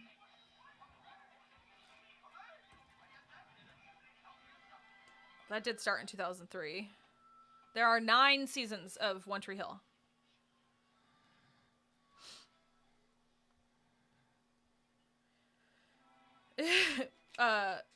Will, do you like your Shirley Temple 7-Up? Yes. I finally found a case. I wish it was a slushie, but... Okay. It would barely probably be set right now. Let's see. Oh, from Desperate Housewives, Entertainment Lover just binged that for the first time this year as well. Oh, really? Are we, respectively, I guess, a Susan, Gabby, Brie, Lynette, or Edie? Like, who do we relate to, or who do we like most? I think it's like who do we feel represents us the most? I think I'm a solid Edie, Brie, not Edie, a Brie Lynette mix. Yeah. Yeah, like smack in the middle. I know I'm way more Susan than I would. I got a lot of Susan in me. Maybe you're like a Gabby with a Susan Rising. No. Edie with a Susan Rising. Okay, no, I actually, I'll take that. I'll take that. I have a soft spot for Susan. And she is the worst, but I have. Oh my god. Okay, no, I like am so actually desperate to like keep watching Gossip Girl because I hate everyone. Like all of them are the worst people. Vanessa? Oh god. Is terrible. I actually want to keep watching it just so I can keep reading Jacob's. I don't think they're there anymore. He published. Oh, that's right, in like a book. Mm-hmm. Yeah. Apparently they're working on a continuation of One Tree Hill. Gratian says, I'm an Edie, that he is an Edie, but is told he's a klutzy Susan. And Sean's a Gabby. And Gratian agrees Vanessa is horrible. So again, I'm only in season 2 on my watch right now. But holy hell. The way, especially in season 1, when she just like, first of all, she just like arrives. Like she calls Dan and he's like, hey, what's up? And she goes, do you have that book I lent you? Well, can you check? And then she's just in his room. bedroom. It's psycho. And then she's constantly like, she is like part of the reason of Jenny's like season 1 downfall is because she's like, oh my God, who cares what those girls think? Just do it, Jenny. No, my favorite, again, it was Jacob Clifton, but she's talking about how pretentious they are for having the charity masquerade ball. And he was like, rich people going to a charity masquerade ball is not pretentious. No. Do you know what is? Complaining about rich people going to a charity masquerade. She's like very like not yes-anding the situations. Also, I just got to the point where she sleeps with Chuck because she's mad that Nate and Blair got back together. It's incredible. I love it so much. I also got through all the Metch and Amex stuff when they're in the Hamptons. Barely. And Nate is sleeping with her. I miss having her on my TV screen. Metchin? Mm-hmm. Yeah. Hey, fun fact. The threesome with Hillary Duff. We're not there yet, but we will be. I don't think it happened yet. Did it happen yet? The voice that says, "Wherefore art thou, Romeo"? Oh, no. Is it like one of those weird background Easter eggy things? Well, is the song over? It might have happened. No. No. Just started. It's the voice actress that was Snow White. It's like her only other. Oh, that's cool. Because you know about that, right? What? It was in her Disney contract that she couldn't work. Ever again? Yeah. Ugh. So that her voice would be unique. At least they definitely didn't pay her enough. What? Oh, Back Down Memory Lane Muppet is back. What made you guys come up with your YouTube name? You talk about more than just TV shows. Okay, so again, in the before times, we were on Facebook a lot, and I would be like telling Will about these shows that I thought he should watch in real life, and so he is a night owl, and so he had started watching them. There was a summer where in the night. Yeah. There was a summer where we were like sort of apart. My parents were. I had to leave Florida to go to Maryland, and then my parents and me were moving back down to Maryland, and so I feel like it was even before that because that was only 10 years ago. Well, yeah. Yeah. But I mean, informally, yeah, we used to talk about pop culture our whole lives, but basically, I would get drunk and watch movies or TV shows or whatever, and I would just leave you messages on your Facebook that you would wake up to and read. And I would always be like, so I'm watching this show, or like, so I'm watching this movie, or it would always start with that. Excuse me. And I would just sort of recap it, and I would take screenshots and like make jokes and stuff. And then our other friends started reading and commenting on it as well. And they're like, you guys should do like a blog or something. And I attempted to do that, and it didn't really work. And then you finally convinced me that we should do a podcast after we finished Fairytale, because I was like, something that's like got consistent like output would be like really helpful. But I was always really proud of the name. People do react to it differently. Like most people, are fine. Yeah. Some people are a little bit puzzled, but I was always proud of it because I thought that it's whimsical. Yeah. And it's conversational. It sets an informal tone. I feel like you just you get a sense of what you're going to get. Yeah. And so that's why and we'll change it up. We'll be like, so I'm watching this, and we'll say the movie title, or so we're watching this music video, or so, because we'll talk about music and stuff too, but that's where it came from. Yep. I like it. I love it. Also, it's like the only time I've ever been like really proud of myself because I'm really terrible at picking names for stuff like that. I could never own a restaurant. What the hell would I call it? That kind of stuff. And Trevor came up with the name of our Buffy podcast because I was like, I have no fucking clue. What do you want to call it? Like, all the good ones are taken too. Like, there's one called Slayer Fest. There's, all of these ones are taken. And then Trevor was like, what if we just called it another Buffy podcast? And I was like, incredible. No notes. I love the YouTube name. Do you have any merch? We don't. Do we not? We have like some buttons and stuff. If you want to DM us or email. Well, we have buttons and I guess we did. Did we do the magnets? We got a couple of free magnets, but we don't have any. Yeah, so we have buttons. That's basically it. If you want to send us your mailing address, I can throw one in the mail if you want. We've talked about it. We've talked about doing T-shirts. Yeah. And I just feel like there's zero ethical print-on-demand T-shirt companies left. So like, I don't know who to use. Girl, there ain't gonna be. Kristen's Cakes, like that pie diner in Pushing Daisies. It's really funny. We have this sort of running joke at work, my real job, where we have to talk about scenarios of like what a business, like a one-off business might be. And so we always are like, Kathy's Bakery or Kristen's Bakery is like the running joke at work. That's very funny. Also, Pushing Daisies is my favorite show. That's also on our short list. It's so good. There's also just like one full season's worth of content, so it's like 22 episodes total. Ooh, Gracian's been rewatching Penny Dreadful. That's a good one. That's also on the short list. Yeah. I just had to find... because Dorian Gray. I had to find a clip for... Yeah.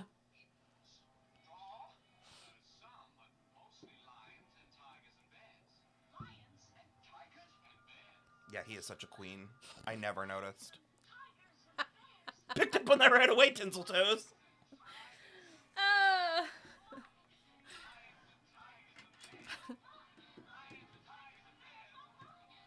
You wouldn't have believed me. Stephanie Weir is like so good too. There are other ways you could have... You could have clapped your hands. Or brushed an eyelash. Or turned your head quickly.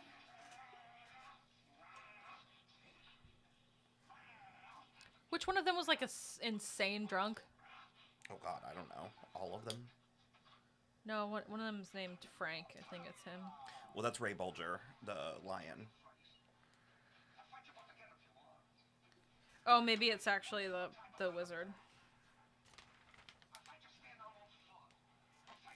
Maybe not. Oh, that's actually another bit of trivia that I know by heart. The jacket that the wizard is wearing in Kansas when he's not the wizard yet is one of L. Frank Baum's real jackets. But they didn't get it from L. Frank Baum. They found it, the costume designer found it in a thrift store. Oh my God. And put it on him. And while they were filming, he asked about it because it had LFB in the That's funny. lapel. And they didn't know. And somehow they ended up having L. Frank Baum's widow confirmed that it was his jacket. It was him. He was a heavy drinker, and he would hide liquor in his dressing room. Yes. It says, despite that, he remained friendly and professional throughout his career. But one of the few times he was ever noticeably drunk was the Oz guardhouse sequence, where it was said he would have fallen over if not for the guardhouse. He attracted attention when he began singing a ribald song. This sort of behavior was atypical, though, for the usually affable actor. Just like a dirty limerick, kind of.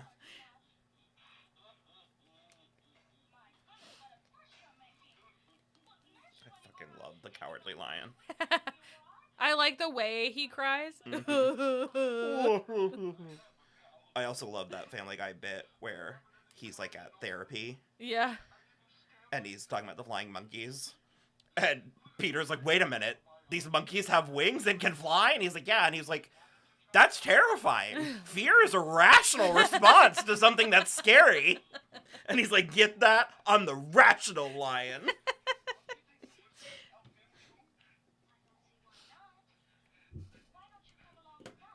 Serenity's here. Hey! Says, I thought they didn't care about that kind of stuff back then. Shocked to hear he had to hide his drinking. Oh, boy. Real alcoholics can hang. All right, Chris Smith also says, would definitely buy a merch shirt or hoodie if we had them. Chris and I know you're famous about demanding movies and shows are book accurate. Will you be upset if Wicked is not true to the book? Not even slightly. I hated the book Wicked. And I also don't care enough about the musical. I've never seen it, so I don't care enough to be mad. I'm gonna mostly probably have complaints if I think it's bad. As is the case for many things, I have a version. I have we talked about it before, but I have like between 5 and 10, 7, 8, depending. But I have like ideas for things, and one of them is The Wizard of Oz. And so we've talked extensively about my ideas, and so I feel like you're more invested in that. Yes. Than Wicked. Yeah. Because she actually read Wicked as a favor to me, because I was curious if it was too similar to what I was doing, because there's a handful of things that I'm doing that I think by coincidence are popular, similar, but my Oz is very different. God, thank you guys. Serenity says, I never finished the book, I just couldn't get into it. And then Sean said the book was boring. I appreciate you. I also remember there was a point where I was like so close to the end.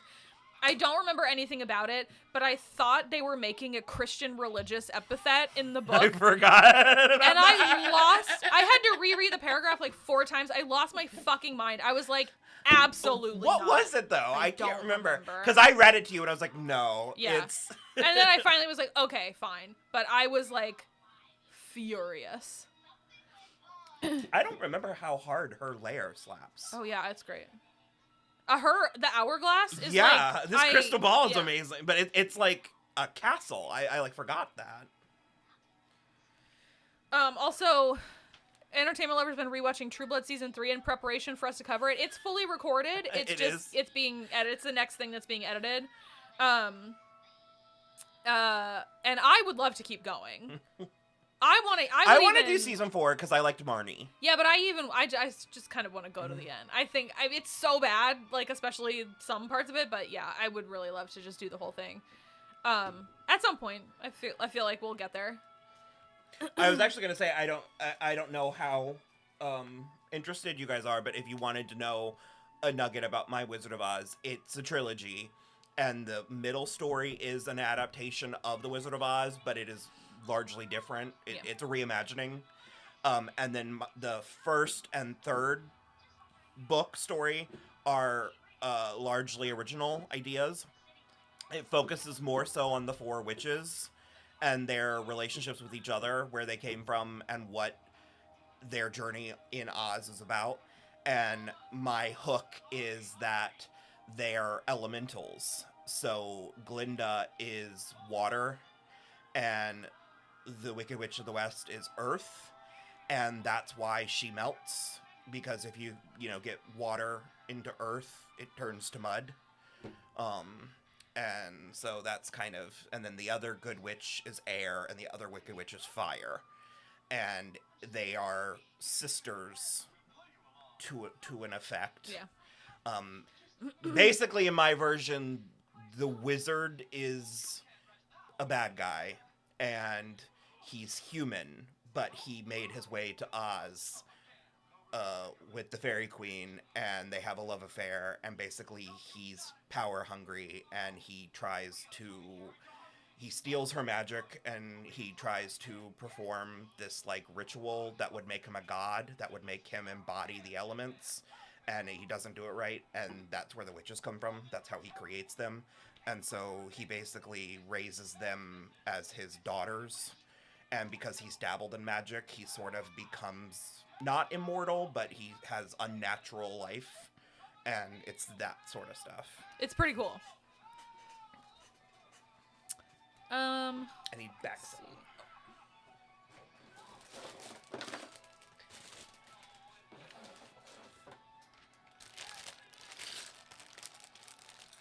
It's on here. It was just loose in there. Yeah, it's for this. Okay. Chris Smith says, what is the genre of The Wizard of Oz? I feel like... In what regard? It says, is it a fairy tale or more adventure? I know in the book, Dorothy's in Oz for like a month and it's a bit darker. The movie made it seem like she was there like a day. It's fantasy. It's... Ooh, Alicia, dipping out to D&D. Jealous. I've never played, and it sounds like so much fun. Dungeons I want to. Yeah. I would get into... We are very beginners, and so I would be super scared the first couple times. So I'm actually not good at acting at all, so I'd probably be pretty bad at it. D&D? Yeah. You don't act in Yes, D&D. you do. You are your character. You speak can, for them. but you can also just... You could do it. I want to yes and the situation. No, you could do it. I actually have fun though. I hadn't told her this because I would have done it differently now in hindsight, but I did get that Dungeons and Dragons Lego set. Oh. And I built it at home, so fun it's in my though. room. But I wish I had saved it for the channel because it would have been good to build during a live stream. Yeah. And it has a game for it. And you use the Lego set. Cute. So there's things built into the Lego set that are part of the game. Yeah. So we could play it. Okay. So I could tear it apart and we could rebuild it on camera and then play it. Did you ever actually It's so cool. Sorry. No, I buy it. Did you John Bernthal has a podcast? Sure. Okay. Deborah Ann Wall went on as a guest. And so he asked her about the D&D. I couldn't listen to the whole thing. It was like she's very, very technical? No. Emotionally exposed and vulnerable. And I feel like that's just who she is as a person. It was sort of uncomfy for me to listen to. She was very, very emotional. Very earnest. Very earnest, very emotional. I was like, Is this the drunk? Probably, yeah. So, anyway, I love her. I love her as an actress, but I was like, I don't know if I can, like, listen to the whole thing. But there is a section that I saw multiple times, especially on TikTok, where he asks her about the D&D stuff, because that's, like, a lot of what she does now is, like, D&D things. Oh, I know she, like, creates missions. Yeah, but she, like, hosts, like, shows and, like, web, like, versions of it and, like, web games and stuff. Mm-hmm. And she's on, like, Dimension 20, and maybe not Dimension 20, but she's on, like, Critical Role. She, like, does legit D&D stuff. Anyway, she just, like, creates a scenario and, like, gets him, because he was like, I don't think I could do it. Like, it sounds like whatever. Oh, like on the spot? On the spot. But it was, like, the way that she did it was, like, masterful, because she, like, starts telling the story, and she's like, and then out of the gloom comes an owlbear, and he goes, what is an owlbear? And she's like, okay, there's a like, Lego owlbear. Yeah, and so she's like, okay, we'll do a wisdom check or whatever. And so it's like this, and he's like, she's like, what do you want to do? Do you want to fight it? Do you want to run away? And he goes, do I have any weapons? And she goes, see, you're already playing. Like, that's how you do. It was incredible. It was so funny. I'll see if I can find it, because it was really, really cool.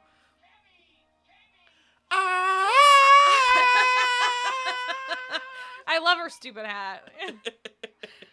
Apparently, they use a lot of purple under all of her black and stuff. Yeah. The Paul something, the costume designer, I was watching a video where he was explaining that she's meant to be really earthy, so it's meant to evoke, like, mushrooms and, like, vines and fungus. And I love that. Ooh, Serenity did an improv class a few weeks ago. That's fun. How was that? So fun. Oh, look at the horse. It's so pretty. Horse of a different color. It was so fun, but D&D isn't like that. Yes, you are your character, but it's more like playing a video game than acting. The dungeon master does the most talking. Okay. You just say, I, Sarah the troll, will use my hammer to knock out the knights. Okay, fair.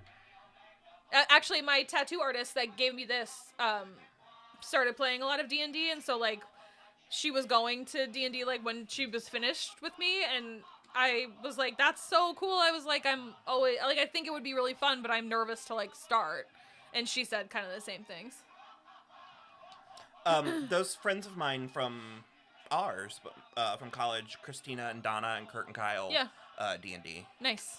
So, and they've got stuff. Yeah.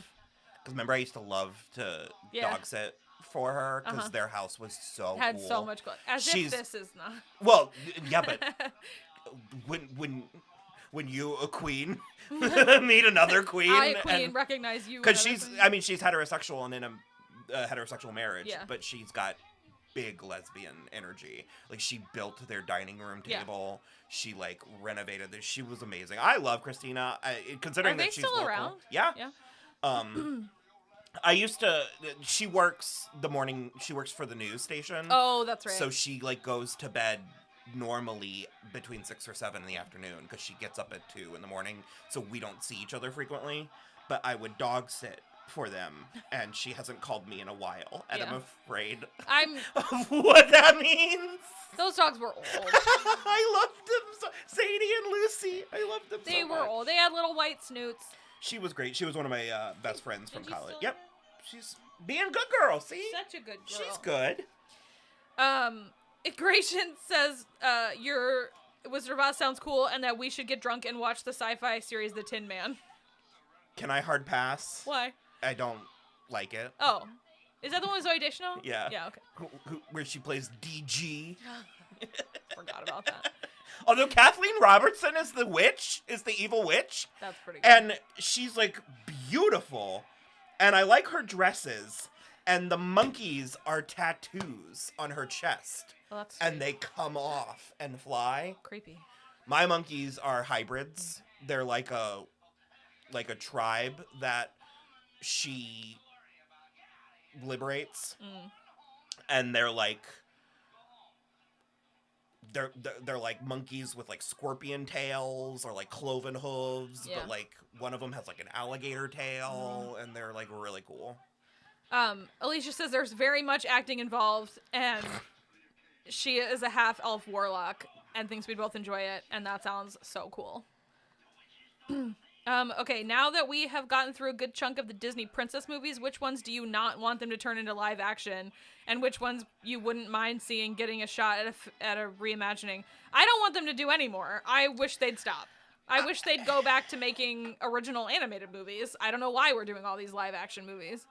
The way that I feel about it is I want them to do all of them. I just want them to make them good. Well, they're not going to. And they can't seem to do that. No. I sort of worship at the altar of Kenneth Branagh. I know that he has ups and downs, as any good artist does, but I actually think he's great, and I wish he were. I also think he has more ups than downs. Yeah, I wish that Disney, if they were serious about it, I wish that they handled the live action movies more like the MCU, and I wish they had a Kevin Feige who oversaw them, and I wish that they had people who gave a fat flying fuck about any of them, instead of what seems to be their current business model, which is a series of fish bowls with folded up pieces of paper in it. Because it is sort of just like throwing darts at the wall, like just like a. That's why I spin a wheel, throw a dart. Yeah. Like a wall of directors, a wall of actors, and a wall of like uninspired dress reimaginings, and you're just throwing a dart at them. Yeah. Oh, Guy Ritchie's Aladdin. And you're like, no, it doesn't make any sense at all, actually. It could. I see where they thought it would be good because of all of his, like, Streets of London filmography and, you know, having Aladdin be, you know, the, like, street boy or whatever. It just did not. It did not work. Because as I've said... Gratian says the Tin Man was terrible. That's the point. That's, I think, where the getting drunk part comes in. Oh. Yeah. Fair enough.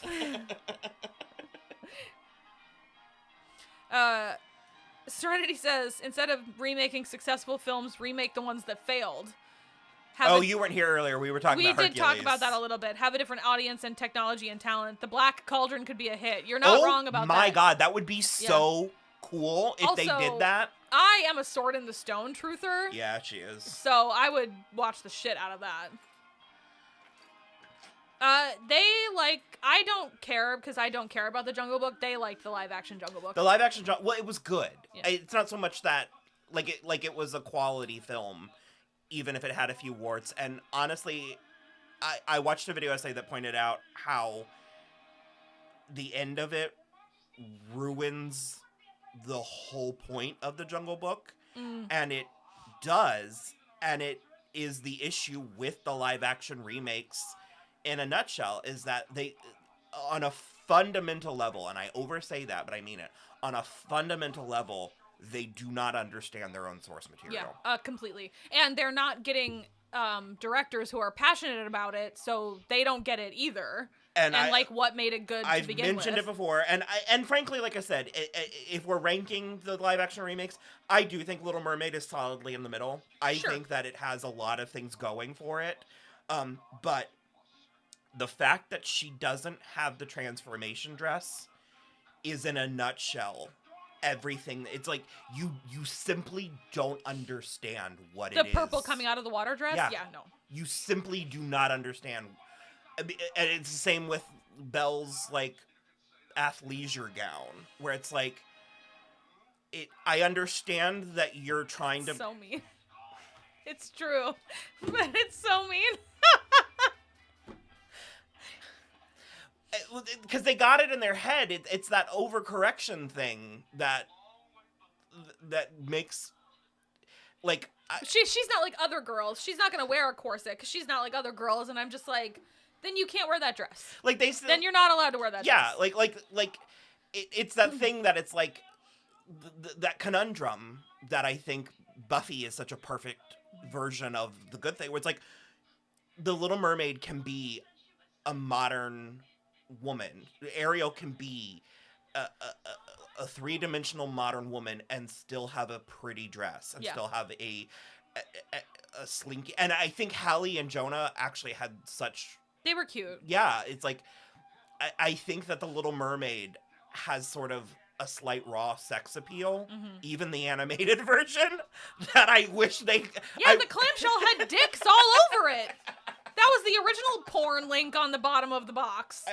I don't know. I just Oh my God, I'm upset we didn't get that movie spinoff of that Prince Billy Magnuson played in Aladdin. You and me fucking both. Billy Magnuson has not hit. He did not hit. In the way that he needs to fucking hit. I wonder if in the long run... I think we are going to enjoy that more because he can be for us. Yeah. But... Because Glenn Powell is having his... career. Yeah. And that's no shade. I love Glenn Powell. No, Glenn Powell is fantastic.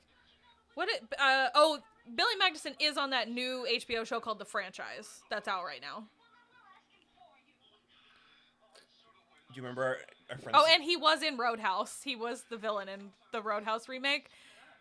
Yeah, but again, they shaved Jake Gyllenhaal. Fundamental misunderstanding as to what. They did shave him. That was a bad mistake. They shaved him, and also there was nobody on par with the absolute, brain-melting smoke show of Sam Elliott from the original one. Jesus Christ. Because we watched the original before we watched the new one. You sent me the gift set of him pulling his pants down. And he has long hair. And it's holy hell. How greasy is it? So greasy. I mean, oh my God, I can't even talk about it. He was so hot. I say that wrong every time. It's how long is it? And he goes, I don't know, but it's greasy. And she goes, yes. Serenity hasn't seen any of the remakes since Maleficent 2. They just seem so lifeless. You are correct. We did not see Pinocchio. No. The Lion King was terrible. I hated. And The Little Mermaid was, again, medium. Like I said,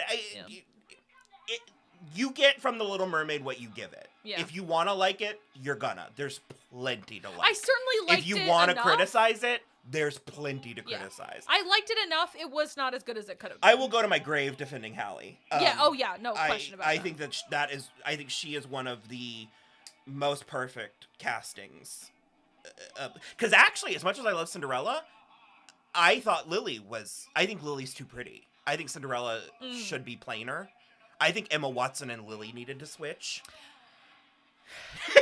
You say that every fucking and time. You bristle every time. I don't want Emma Watson in Cinderella either. She also wouldn't have worn the corset in that. You'd think it would have been fucking feminist Cinderella. Yeah, and no. I would rather die. Serenity says, I guess he is only niche taste because I also love Billy Magnuson. His Kato Kaelin was so good. Oh my god. I also can't, Game Night, I feel like, was the first thing that How have we not had a sequel? I don't want to talk about it. This is so pretty. It's really cool. The colors are so good. Yeah. Sean is not looking for, Sean is not looking forward to Snow White, nor am I. I weirdly was... You're going to do the same thing. No, I know. I was weirdly impressed. Impressed is a weird word. I feel like at this point they've had to do too many rewrites and reshoots. I think it's going to be a mess. Like, I do too. Like, tonally and script-wise and acting-wise, I don't think it's going to be cohesive or unified. Boo and hiss now. Get it out of your system. I kind of can't wait for Gal Gadot's Evil Queen. I think Boo hiss. She's just... You told me to. You said boo and hiss me now, and I did. She's such a bad actress so that I can't wait to see. Like, I kind of love her. Depending on... Fun fact, when I was a child, that was my cue to turn it off because I thought The Witch was too scary. So for like a long time, I never watched the rest of it. Yeah. I like her. Sean says Gal is the only thing getting them to watch. I like her I think she's good in some things. But just that, like...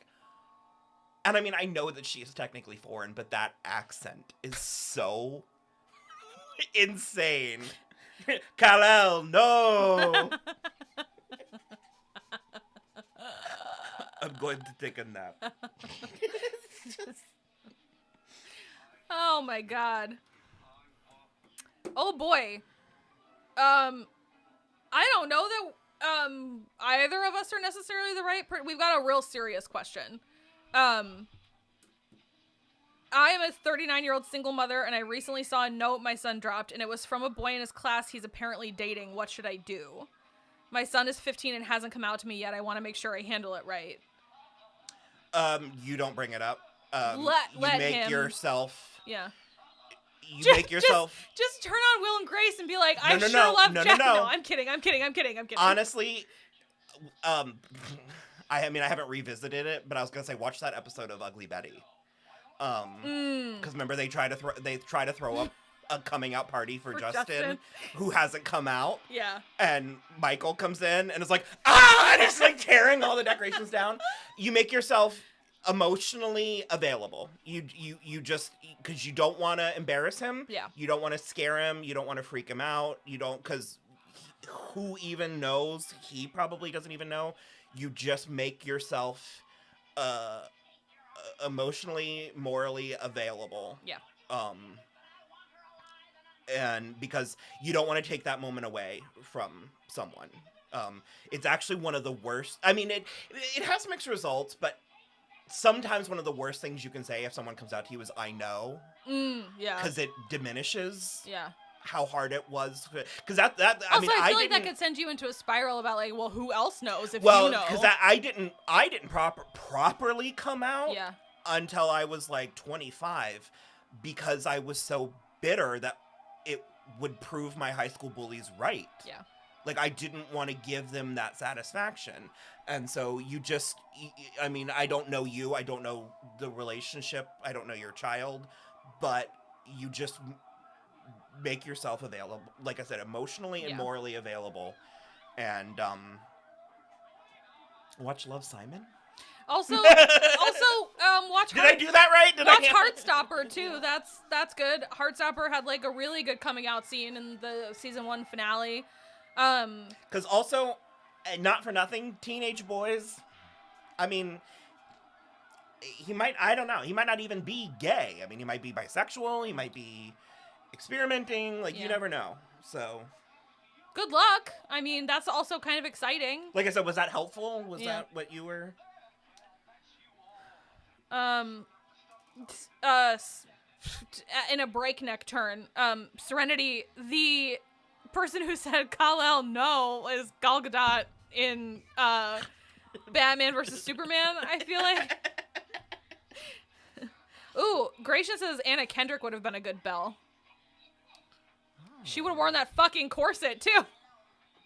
Again, it's a fundamental misunderstanding of what that scene is about. Yeah.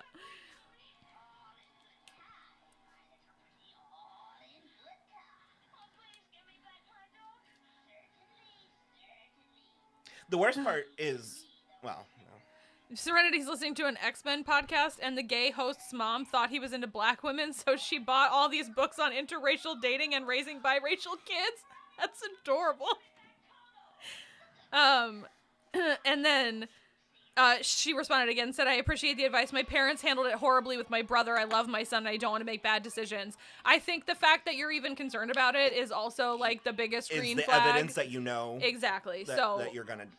You know, whenever he's ready, he'll tell you. And if he doesn't, maybe he was just, like Will said, experimenting. So. Well, and that's why I say make your... Because you don't...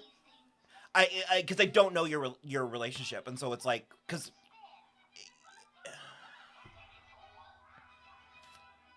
I don't know, I get lost in my thoughts sometimes. Well, I feel like it's got to be the type of relationship that he wouldn't be scared. He's just maybe not ready. Well, because like my mom pulled that, where my mom was like, well, he'll tell me when he's ready, but she also indoctrinated me with Christian and conservative ideals. I don't know if that's a factor for you. So that's sort of what I meant when I was like, you need to make yourself emotionally and morally available. Like, is being gay taboo in your household? Because if it is, then you might need to be more direct. It seems like no. Yes, it seems like if she's a single mom and she's fine with it. So. Just, I mean, you know, if there... Be a cool guy. If a moment comes where you feel like you need to be like, you know, you can talk to me about anything. Yeah. Like, you can tell me, like... I agree with all that. Is Superman and Lois still on? It's ending. Oh, okay. It's apparently good, and the ending is, like, what they're doing with it is... Good? Like, cinematic. Yeah. Oh, okay. All right. Trevor swears by it. No, I know, but I didn't think it was still on. I know he likes it. And the son of a bitch still won't watch Teen Wolf. She says they're not religious at all, and her and her son are very close. She just doesn't want to traumatize him. Fair. And then Serenity said, your brother's gay. Did you ask his advice? Which is not a terrible... Mm-hmm. I would say if your parents were really terrible to your brother, do the opposite of whatever that was.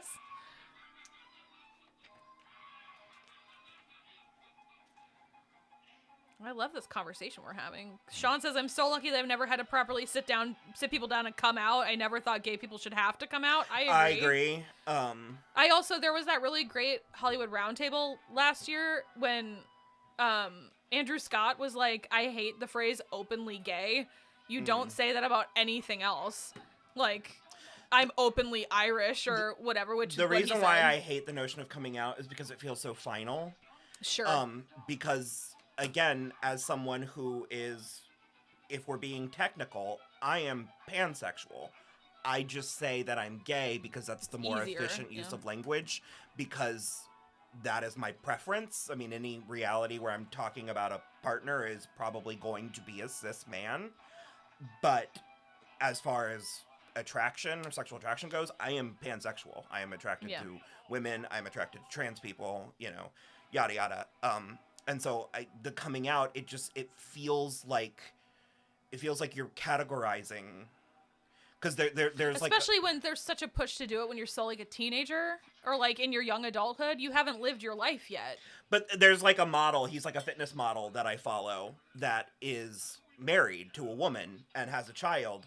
But he talks about how he realized later in life that he was bisexual, and he's sad that he didn't have a chance to act on it. Hi. Me too. And so he's like, I mean, had I known, like, I probably would have. And he was like, I mean, I would have messed around differently in college. Yeah, he was like, I feel like I would have done things differently, and that's why I say, like, you don't want to pigeonhole someone as gay, is because male bisexuality is far more common, and I think it needs to be. It's very common. Promoted. It's very common, and we don't acknowledge it.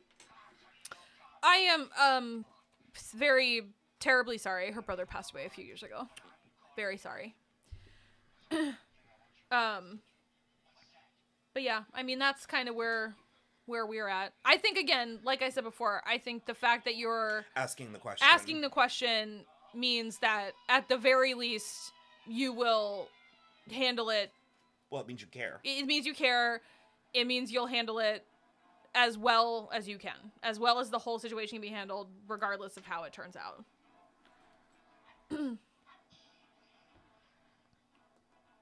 That dog is precious. You love a terrier. Is that it? Yeah, because apparently it's like a beagle, a defining trait that I like hound dogs, and yeah, I think God loves a terrier. No, I do love a good hound. The longer the snoot, the better, because at this point I am like on the verge of finding a Borzoi. Did you watch the video of the two little whippets? Yeah. The dresses. Yeah. The part that killed me was them doing the poster. Yeah. Oh, Sean has a Jack Russell. What's it like getting shouted at constantly? They're so yippy. When my mom's best friend, Teresa, when we lived in South Carolina, they had Jack Russell Terriers, and so loud and barky.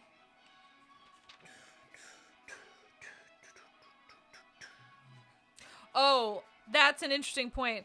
She says, I agree people shouldn't have to come out. I think I'm concerned about him getting the right education. There's no sex education for gay youth. I can't educate him if he doesn't come out to me.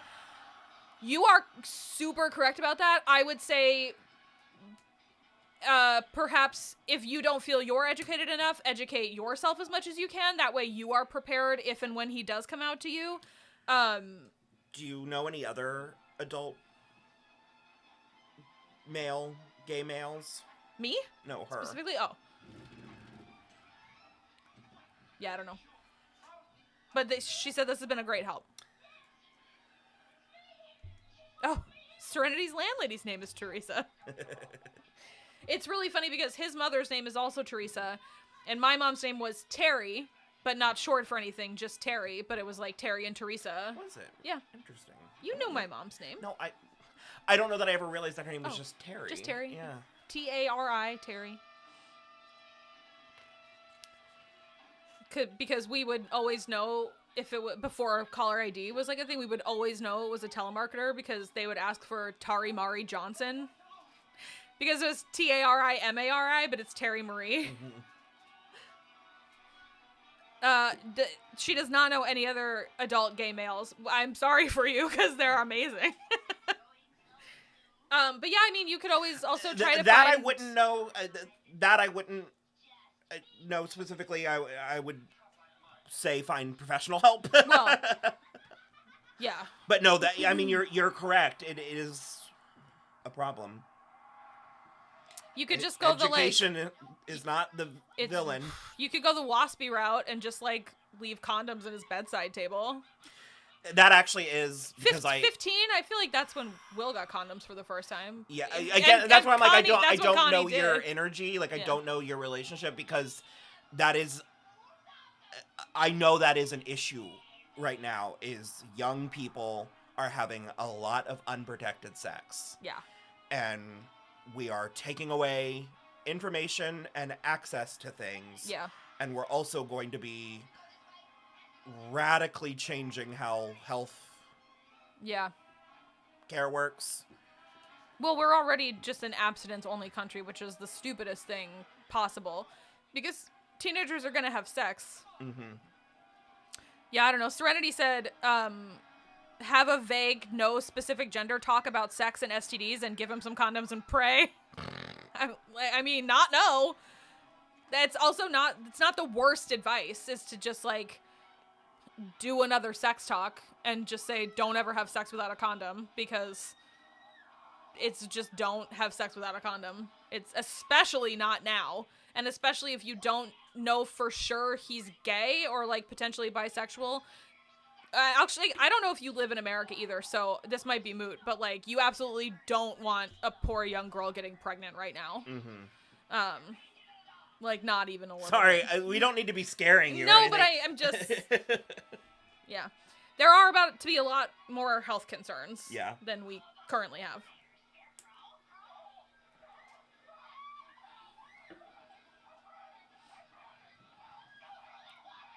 And then Sean said gay males are the best.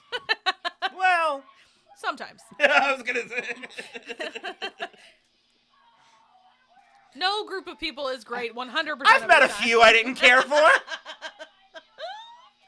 Oh, God. This movie does move at a clip. Oh, she lives in Hyattsville, Maryland. Shut up. Well, I know what my Maryland sex education was like, so... We had good sex ed. I think it was fine. It was a lot of don't have sex. For us. But yeah, I mean, I think probably just a, like, non-specific sex talk is probably a pretty, and once you're already on the topic, maybe he'll feel comfortable enough to say. Thingies crossed.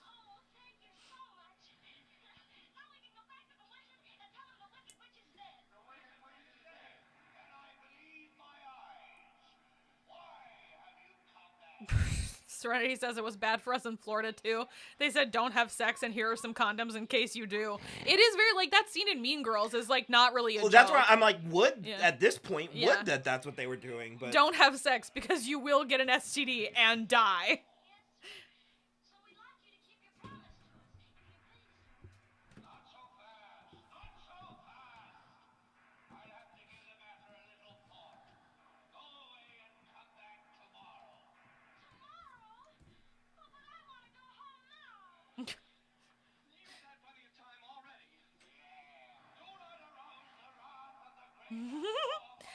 How did you get educated when you were young, if you don't mind sharing? In what way? I assume about, like, sex ed or, like, being gay. I've always had a good relationship with my mom and with my parents. We don't, and well, especially now because we're adults. I mean, I had a point where I was 18 when I was talking to her, and I was like, do you want me to, censor things for you, or do you want to know what's actually going on? And she was like, well, I need to know what's actually going on if I'm going to help or advise you. And I kind of, early on, Mom and I sort of settled on, like, code words, like, especially with friends, where, for instance, I'll say things like if I was talking to her about my friends, I'll be like, well, so-and-so hooked up with this person, and that can sort of mean whatever. Whatever, yeah. It means a romantic entanglement of sorts. And I mean, I remember having a couple sex ed conversations, and it wasn't horribly uncomfortable. It was more so, do you know? She was like, so do you know what it is? Do you know what happens? Do you need to And I actually remember she used my little brother as an excuse, because she was like, Andrew recently had some bad information. He got stuff that, and so I don't know if that's true. I actually never thought about it until this point, but she used that as a way to broach the conversation for me. I mean, I've mentioned on the show, and I mentioned a little bit earlier, growing up, my family was moderately Christian and moderately conservative, so I was very aware that gay was taboo, but also I was encouraged I got a lot of mixed signals. My mom always encouraged my artistic expression, and I did, like she encouraged, I danced as a child. I was, painting, singing, acting, all of that. So, like, on one hand, she was encouraging me to do all this stuff. But on the other hand, I knew that she didn't want me to be gay because it makes God cry, and so it absolutely does not make God cry. Jesus Christ. And we're all better. Yeah. Now, we've fully handled that. I don't remember my parents specifically. They're also, my family is no longer That's the big part. Christian nor conservative. I don't remember specifically my mom sitting me down to have specifically a sex talk, but I know it was it was very accepted when I was growing up that waiting for marriage was not necessary, which I appreciated. But then I did straight up lie to my mom after the first time I had sex because she trapped me in a car for 8 hours and then asked if I had sex with my boyfriend that I had since broken up with. And I was like, sure didn't. Thanks. Sean got tickets to see Countess Luann with her mom. She's bringing the show to Dublin. Can't wait to see her again. That's fun. Rachel and I weirdly... Oh, it was when I went with her... I traveled with her to New York when she moved. And we just put on Bravo one of the mornings that we were just hanging out at her new apartment. And that it was one of the seasons where Countess Luann was still on it. And I was... First of all, I was intrigued because they all looked like real women. They had normal faces. They didn't all look the same. What franchise is it? Beverly Hills. No, New York. New York. Okay. New York, right? I think. Yeah, from New York Housewives. Oh. I was watching your Matrix review the other day. Kristen, did you really use your V card watching The Matrix? I sure did. I sure fucking did. Who said that? Back down memory lane, Muppet. I definitely did. So that's why I had. I wonder if people watch some of our older videos, and so that's interesting. Right. Thank you. I had actually forgotten that again already, but yes. You're like a fucking goldfish. Sorry, I don't. He doesn't mean anything to me. I had a steady boyfriend, and I was like, I think it's about time. I was 19, and I was like, it's time. And I was like, I'll have sex with this guy who's my steady boyfriend. And I did. And then we broke up 2 months later because he was sort of an idiot. I was sleeping with the neighbor boy. He was doing that. Yeah, also, Brittany said, Sean, that's amazing. Please report back on the next stream about Countess Luann. Agreed. Ooh, Gratian got lucky because there was a gay youth community center in the gay neighborhood that made sure we were educated, but also had activities to meet each other. That is truly incredible. Congratulations on that. Also, Serenity says, luckily I was a homebody, bookish nerd a la Willow and was in a small town, so didn't have sex till I was 19 with a job in my own spot. Welcome to the 19 club, you and me. Oh, but nothing on when you lost your V card. No music or TV. Ugh. It was fine because I was like, sure, let's watch The Matrix, and then I was like, how about instead of The Matrix we have sex, and we did. And so I never actually saw the first one until we watched it and covered it. So I didn't see it. Do we go to the movie theater by ourselves? I have not been to the movies alone in years. But you do. I do like it, yeah. If there were any movies worth it in the theater that I knew my husband didn't care about, I would. Yeah, I have no stigma. Yeah. I'll also, I don't frequently, but I have and I will go to a restaurant by myself too. Yeah. Especially when I used to drive down here from Charleston, I would stop at Cracker Barrel on my way home almost every time. And if you feel weird about it, just bring a book or a notepad. Yeah, I would just bring a notepad. I think it's great. Right. The first movie I ever went to by myself was Kill Bill Volume 2. And that was great. I took myself out on a little date, and it was fantastic. Sean was watching The House Bunny when you lost your virginity. That's incredible. Really is. What part? How far into it? Yeah, how far did you get? That's incredible. I love that. That's better than The Matrix, for sure. Have we ever met any of our subscribers in real life? Would that bother you if someone came up to you to take a picture? We have not met anybody, and I don't think it would bother me. It wouldn't bother me. I don't think it's warranted. I don't think we're not famous. Yeah, I don't think we're big enough yet. But yeah, it wouldn't necessarily bother me if somebody just was like, oh my gosh, I subscribe to your YouTube, it's so weird to meet you. No, I think that'd be fine. There's a handful of people that we've been friendly with. Like, well, Rochelle doesn't do YouTube. She was a podcast person. So there was a period of time where she was actually like our first fan. Yeah. So there was a period of time where we were very chummy with her. I think she lives in the Pacific Northwest though, so she's super far away. But we still see her and like she follows my family and like Will and like vice versa. And there's a few people that we've like interacted with, but no, we haven't had any. Yeah. I'm mostly fine with it. I like being more anonymous anyway. I have never really wanted to be famous. So, I've never wanted fame, but I've wanted notoriety. Sure. That's fine. I need bag 8. So. Oh, no, I have it. Yeah. So Serenity says, if I ever go to Tampa, I'm going to go, yo, Kristen, it's me, Serenity. You will have bad luck because we live in Orlando.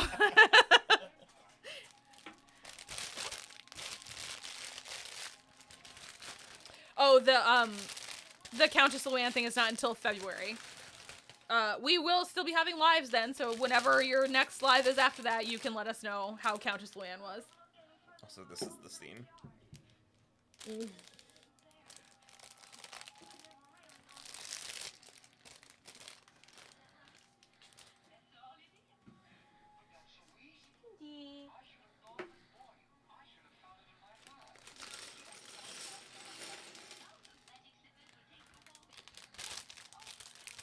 I could have gotten home 2 seconds after I got home.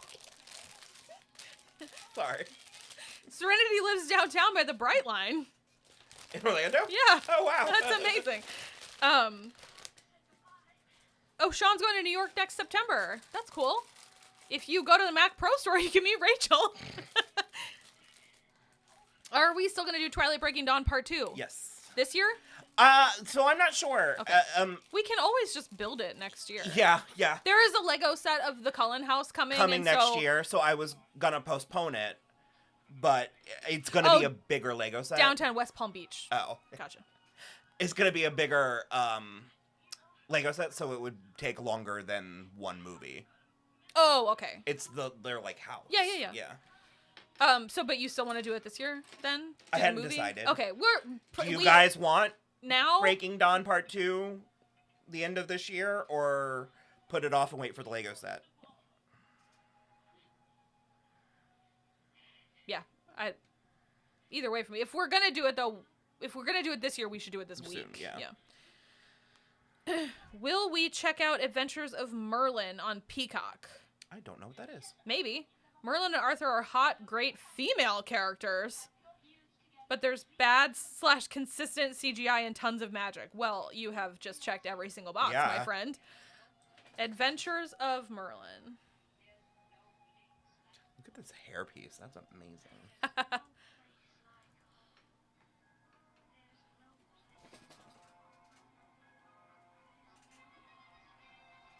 You want to go? When did it come out? Because I don't even see it on... Is it just Merlin? Because that's dudes, so... The Adventures of Merlin television program. Oh, it's just Merlin. Okay, so Merlin and Arthur are not women, but they're in it. I get it. I think it's Serenity. I think it's just Merlin. Just the show Merlin from like Sci-Fi or whatever it was.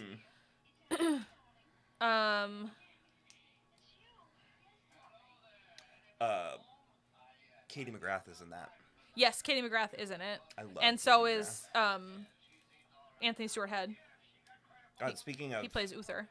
Guy Ritchie. Remember that King Arthur movie that was almost good? Almost good. I would watch another one. Okay, yes. I missed a comma. Because it says Merlin and Arthur are hot, comma, great female characters, comma. Got it. I've always kind of wanted to watch it, but I never got around to it. I am interested, although I don't know that it's gonna be at the top of our list. Yeah. It's like one of those that is in the... Sure, maybe. Yeah. Our girl is doing good in New York. Not working on any plays, though. That's not why she went there. She went to do makeup, and she is doing that, and she's doing great. I think she's gonna... I don't know for sure. She's gotten a handful more connections since she got up there. I think she's probably gonna try to do February Fashion Week. Oh. Yeah, because she was like... She got there just too late for the one in, like, September or October. She was like, I physically can't. It was, like, the weekend after she got there, and she was like, I'll die. Entertainment Lover says, oh, that Lego set is real? I thought it was fan-made. It is. Well, it was a Lego Ideas, so it was a fan submission. But it's approved now. I thought it was. Yeah. I mean, hopefully I'm not making that up. Gratian, that sounds amazing. He went and made barbecue pulled pork and mac and cheese for dinner. I actually so jealous. Had barbecue pulled pork earlier today before I came because my brother had like a event or something, and he was one of the last people there, so he brought home the catering. So we had... I love that. It was so good. We had sliders. We had mini barbecue pulled pork. We had french fries. We had tater tots. We had Caesar and chef salads. Ooh. It was amazing. Okay, back down memory lane. I think it's one of those things that has two names depending on where it's airing. So here in the U.S., it is just called Merlin. When I search Adventures of Merlin, that's what comes up. Well, that's not helpful. Is it this? Because here that's just called Merlin. I don't know if that's if you can see that, if it's helpful. But yeah, it's just called Merlin here. Okay, Christmas says it's called Adventures of Merlin on Peacock, I think, but it's also called Merlin. Yeah, so I think it's the same show, but yeah.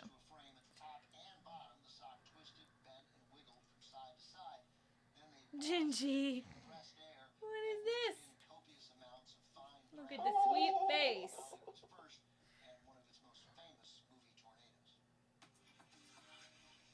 You can only just see her. Gratian says we would like Merlin. I know we would. It's just not. She's not going to put her little feet on the table. Oh! There she is! There is Gingy! Oh, thank you. Oh my goodness, the sweetest little face. Okay. Can't eat the Legos, though. Well, you gotta get down now. I don't want to. He says, you got me up here. So what do we want to do? Do we want to keep going, or are we winding down, or what? I think this can be our 20-minute call. Okay. Yeah. It's 8:40 right now, so Yeah. we can be finished at 9. I will definitely finish this. In the next few? Yeah, tonight. Yeah. So yeah, like I said, we're gonna watch Hot Frosty, and it sounds like a sex. It does. It sounds like a sex act. Mm-hmm. Like a bad sex act. Remember, it's Dustin Milligan. I do. Okay. I think he looks... Bad? Not great. Oh. Like, too thin. I feel like a lot of people are getting too thin. Again. I'm not a fan. So, and that'll probably be a Patreon, Just a reaction? Yeah. Watch along. And like I said, and then the Merry Gentleman, which is the Chad Michael Murray one. I'm very... So it comes out Wednesday, curious, right? I think Wednesday. I'm very curious and excited for this PG-rated male stripper Christmas movie. Is it not even like TV-14? I don't think so. Oh, no. Oh, no. Oh, my God. I can't wait. And then, like I said, we are going to see Wicked on Thursday. Yeah. I'm so excited about the Cheesecake Factory. And we're going to the Cheesecake Factory. We haven't been in forever. And no. We're the only ones that like the Cheesecake Factory. Yeah. And Rachel's not here anymore. She wouldn't have come with us anyway because she's not excited about Wicked. And my husband doesn't care either. So we're just going, the two of us. And since we're the only ones who like Cheesecake Factory, I was like, we can go to the Far Theater and go to the Cheesecake Factory. I kind of can't. I'm excited. I think it's going to be fun. The movie. I think it's going to be good. We'll see. I've heard... The only negative things I've heard is that the cinematography is bad, which we already know because we've seen the footage. But there's no reality where they're not good. You know what I mean? We'll see. Yeah. Also, Gratian, do you want to hang out? Because he thinks he made too much pulled pork, so he's making pulled pork nachos tomorrow. She's such a slut. Are you in She's such my a brain? slut for nachos. I am such a slut for nachos. Do you know what we should do? Is have a nachos and frozen margarita night with my new slushie machine. That is my 1 month early birthday gift. You still have Christmas presents coming. Good. You have one thing I haven't started yet, and beyond that, I don't know what I'm going to give you. I'm doing so bad The time of day. Yeah, right? Sean said I'm interested in seeing how they split it into 2 movies. Me too, because I think that's a bad idea. Oh, and Chris Smith asked when the Return to Oz live stream is. So... It's not a live stream. Well, it's not a live stream, but we did watch Return to Oz, and we got my full reaction, and it will release on the Patreon next Saturday, 1 week from today. And then there will be a YouTube edit that will have clips from the reaction, and then our conversation, and that will be soon. Yeah. I'm working on it right now. And I feel like a schmuck about that Muppet one, but... don't. It was bad. It's just like... It just feels like a hot turd for Thanksgiving Day. Yeah. Like, because it's like not even really an episode. We just sort of talked about it at the end, and you literally, because I mentioned, what did I compare it to? I compared it to, I was like, well, then there's Muppet Family Christmas, and you literally go, okay, but no, that's good. Yeah. And you're like, we can't do this. Bye.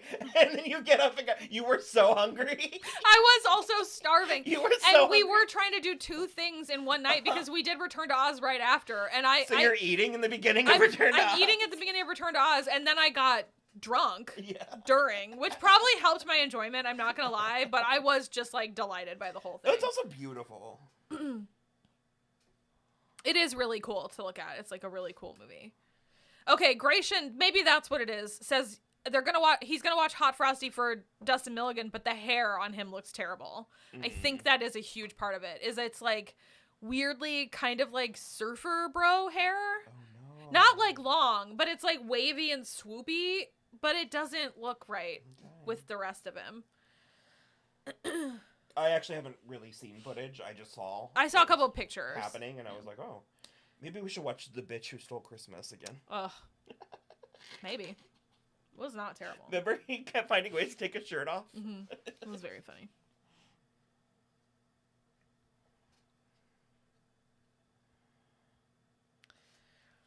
Who are some of your fictional boyfriends or girlfriends? Oh, boy. Well, you like Archie Andrews. And Scott McCall. Me too. Whereas I love Scott I guess McCall. I would not, in the end, I would not go for Jughead, but that's just like the style of character, like male character, that I'm always I'm a weirdo. Here for, because it's like, so I'm watching Gossip Girl, so it's Chuck She Bass. did the thing. So I'm watching Gossip Girl. So for me, it's Chuck Bass. Because he just turns into such a wildly different character than he is in the first episode, where he tries to rape 2 girls, which is insane. I part of the reason I started watching it is because I found this girl on TikTok that started watching it from the beginning, and she literally was like, ew, no, you all keep saying I'm gonna love Chuck, but this is terrible. Like, oh my god, gross. And I'm just waiting for it. Also, Nate actually really does a lot of growing, which I appreciate. He does a lot of growing. Also, we met Aaron Tevitt already. Oh, really? He's like because he's Nate's cousin, Trip. Yeah. I remembered that they introduced him and then he came back. Yeah. Speaking of Gossip Girl, Bucky Barnes, the Winter Soldier. We've had Carter Bazin 3 times already. Oh. And also, he's like the boy version of Georgina Sparks. He just like pops up to make trouble once a season. Bucky's hair is longer again in Thunderbolts. Thank God. Yeah. Ooh. It's like back to like Winter Soldier where it's like here. But I guess to keep going, my Spike. My TV boyfriend is always the second love interest. It's never the first guy. that the girl goes for. It's always like, or like the guy from the wrong side of the tracks. So it's like all the way back to like 90210, it's Dylan. Mm-hmm. And then Dawson's Creek, it's Pacey. And then so Riverdale in that sense is like the aberration, because that's his prototype. Jughead's prototype is second boyfriend. But I think we were too old. We were a little too old, but he also is Betty's first boyfriend, so it doesn't fit the mold perfectly. But yeah, it's Spike from Buffy. What else? Well, yeah, Gossip Girl, it's Chuck. Oh, God, they've just all slept with each other already. Every single one of them. It's like so disgusting. Why am I blanking on every single teen soap? Like, isn't Gossip Girl when we started saying Friendcest? Probably, yeah. I feel like that's... I have seen all of Outlander so far. Oh, yeah, so the mom from earlier says, my friends love it, I can't watch it. It should just be called Assault Women Lander. You're not wrong. I do feel like they handle it better than a lot of shows do. So it doesn't upset me. It doesn't stick in your craw. It doesn't stick in my craw like it does with a lot of shows. However, the like very prolonged and horrific assault of Claire in season 6, I feel like it was, maybe the end of 5, I don't remember. The really bad one where the Browns kidnap her, I can't stand for that. And I know what happens in the book, but I also didn't need to see it, and it was just like really, really, really bad. And it felt too like present, I guess, like in the present climate. I hated that. So I understand, and you don't have to watch it. I'm bored. I'm a little bored by it now. It got pretty boring. I was gonna say it feels like it's just like pinwheeling. Yeah. Also, we're only just now getting season 7 or 8 or whatever, part 2, because of the writers' strike and everything. So it's like everything got so delayed. That's Song and Dance. Gratian, are you? Okay, hold on. 2 things. Okay. Sean said, I love Riley from Buffy, and I was about to be, but then immediately after said, obviously joking. Thank you. No, he's truly horrible. I guess he is technically the second boyfriend, but that's not really, he's just Angel 2.0, so it like doesn't, to me, they register as like 2 parts of the same relationship. And then Gratian, are you asking me to choose between Jamie or John Gray from Outlander? Because I think that depends on what vibe I'm going for. Because Jamie's obviously super hot, and the like romance of it all is great, but I think Lord John is such a good character that I'm like, I love it. Yes, Jess from Gilmore Girls, thank you. I was like, I'm forgetting like shows, like lots of shows. I love doing this, but I blank on the spot. Yeah. And so it's hard to like... You're just like looking around at all our tchotchkes to be like, I don't know, who's here? How about Roy Kent? Oh! Okay, that's another good show that we're watching. If anybody has access to Apple TV, we're watching the show Shrinking, which... Is he on it?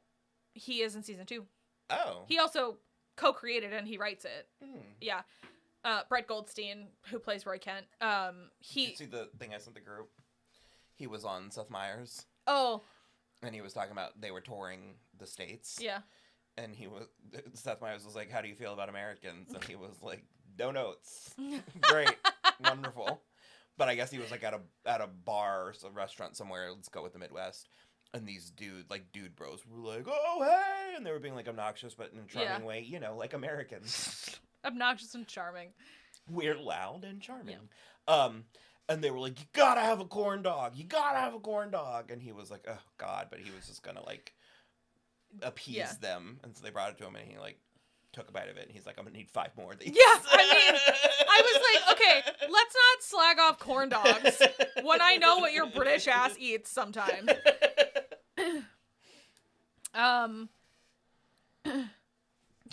Okay, so so Jess from Gilmore Girls.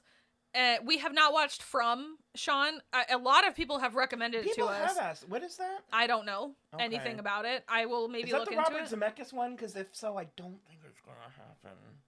I don't hate Robert Zemeckis. I know you did not like Robert Zemeckis. No, he's fine. I mean, I don't like the Polar Express, but I think he's mostly fine. Did Bobby Z pull an Artemis foul? So then, Gratian said also Isaac from Teen Wolf. Correct. I'm really Styles from Teen Wolf. I do like Isaac, but I'm a Scott girl. It's I love him so much. And then he's just gonna have a harem. Sure, gonna have a fictional harem. I love that for you. Okay, Will, this is an emergency from Chris Smith. What can I say to get my friends to keep watching Teen Wolf with me? They aren't feeling the 4th season so far. What can I do? Help. Oh, nothing. You're gonna lose that battle. Yeah. We didn't keep Rachel in. You're gonna lose. I think it's because I counted one time and it was like 15. I got like 15 people to watch Teen Wolf, and of those 15, like 3 or 4 finished past season 4. And the funniest part is without fail, up to like just off the top of my head, Caroline. Yeah. I was like, oh, where'd you stop? She was like, I don't know, like 5 episodes into season 4. And I was like, what is it? It's the same place every time. It's because the middle part of like the benefactor shit is so bad and boring. Yeah. Okay, From is like Lost, but in a small town and scary. Lost is kind of scary. I only watched the first season. Too scary for me. Plus, I need more answers than questions in my mystery shows. Fair enough. Okay. Sean says they haven't started season 5 yet of Teen Wolf, I assume. Oh, well, Sean, you were liking season 4. If you were liking season 4, you'll be fine. You'll probably enjoy the show. As we've said, I mean, it is a bell curve. It, like, in my opinion, gets worse. But it, even through the final season, which is the turkiest of them all, there's still stuff to enjoy. Like, there's still... Yeah, they said they love season 4, so... You'll be fine. You'll be fine. Yeah. I actually can't wait for you to meet Hayden. And you'll have to let us know if... We don't like her. But you'll have to let us know if you do. Some people do like her, so... It's very cop with the French braid energy, no, but that's like... her sister. No, I know, but she doesn't even have the courtesy of a French braid to, like, excuse her attitude. Entertainment Lover also loves Scott. Sean bought all the seasons on DVD. Teen Wolf? That's commitment. It's just so silly. It's very silly. Yeah. That's part of why I love it. Uh-huh. All right. I was gonna say, are we? Yeah, we're pretty wrapping up. If anybody's got any last minute questions, this is it. We are about to sign off. Maybe go watch Trixie and Katya. Watch Woman of the Hour. Was that your plan all along? Yeah. So Sean said I went and bought all the seasons so I can watch it all anytime, and so many hot guys. Correct. It was wall-to-wall beefcake. Wall-to-wall hot guys. All right, well, nobody's got anything else. I think we're gonna head out. Are we gonna have a December live? I think because I also wanted to ask, and tentatively, I wanted to ask, have you guys been enjoying how we do lives in general? Do you have any suggestions? Like, do you prefer if we like have like an itinerary, like list of things we want to talk, or just spitball? Because we're going to continue doing it, definitely, especially in the new year. Yeah. But I just like, does Saturday work?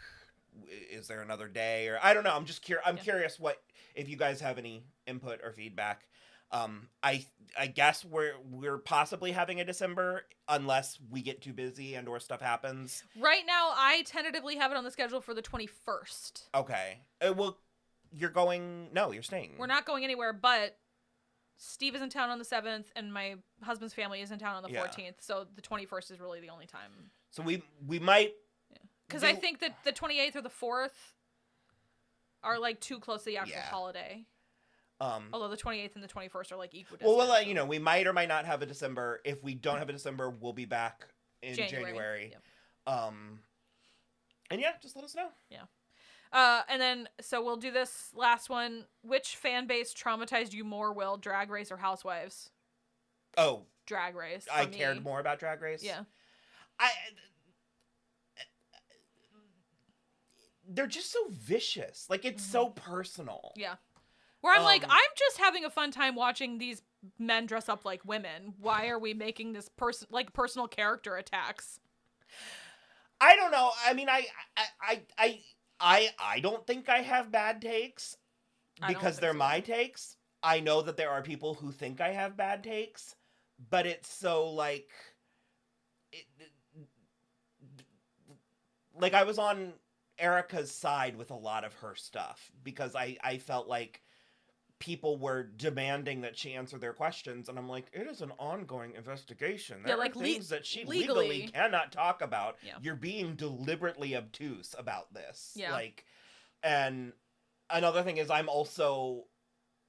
would rather give people grace. Like, I'm more of a benefit of the doubt type of person. I'm not one of the people who's going to be like, this person's a snitch or this person's a liar and it's time for them to be exposed. Yeah. And you just get a lot of like bloodthirsty. I agree. And it's, like I said, it just feels so personal. Like, especially when Rachel and I were covering that one season live, there would be comments that would be like, wow, these are the worst takes I've ever heard.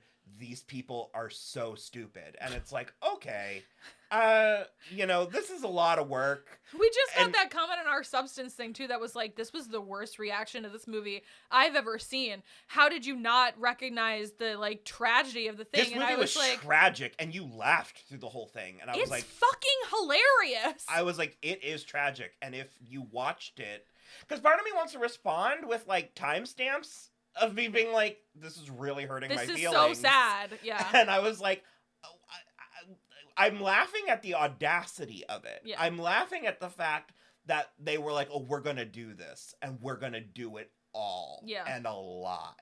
And like, laughter is a little bit of it's a defense mechanism. Or also it's like a tick. Like, a lot of times if I don't know what to do, I'll laugh. Yeah.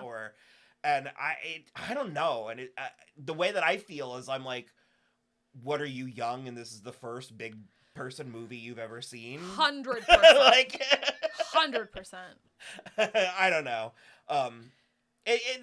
That's just it feels personal a lot of times. And it just, I don't know. It makes it, and then that's kind of, it makes it less fun. And that's kind of what broke Rachel. Is she was like, this is something I do for fun, and it's no longer fun. Yeah. So that's why I'm not gonna do it anymore. And I know that there's nothing you can really do about that. Like, people are gonna be stupid on the internet. That's what people and the internet are for. But, and I've gotten better at it. Like, a lot of times, they like hurt my feelings a lot less.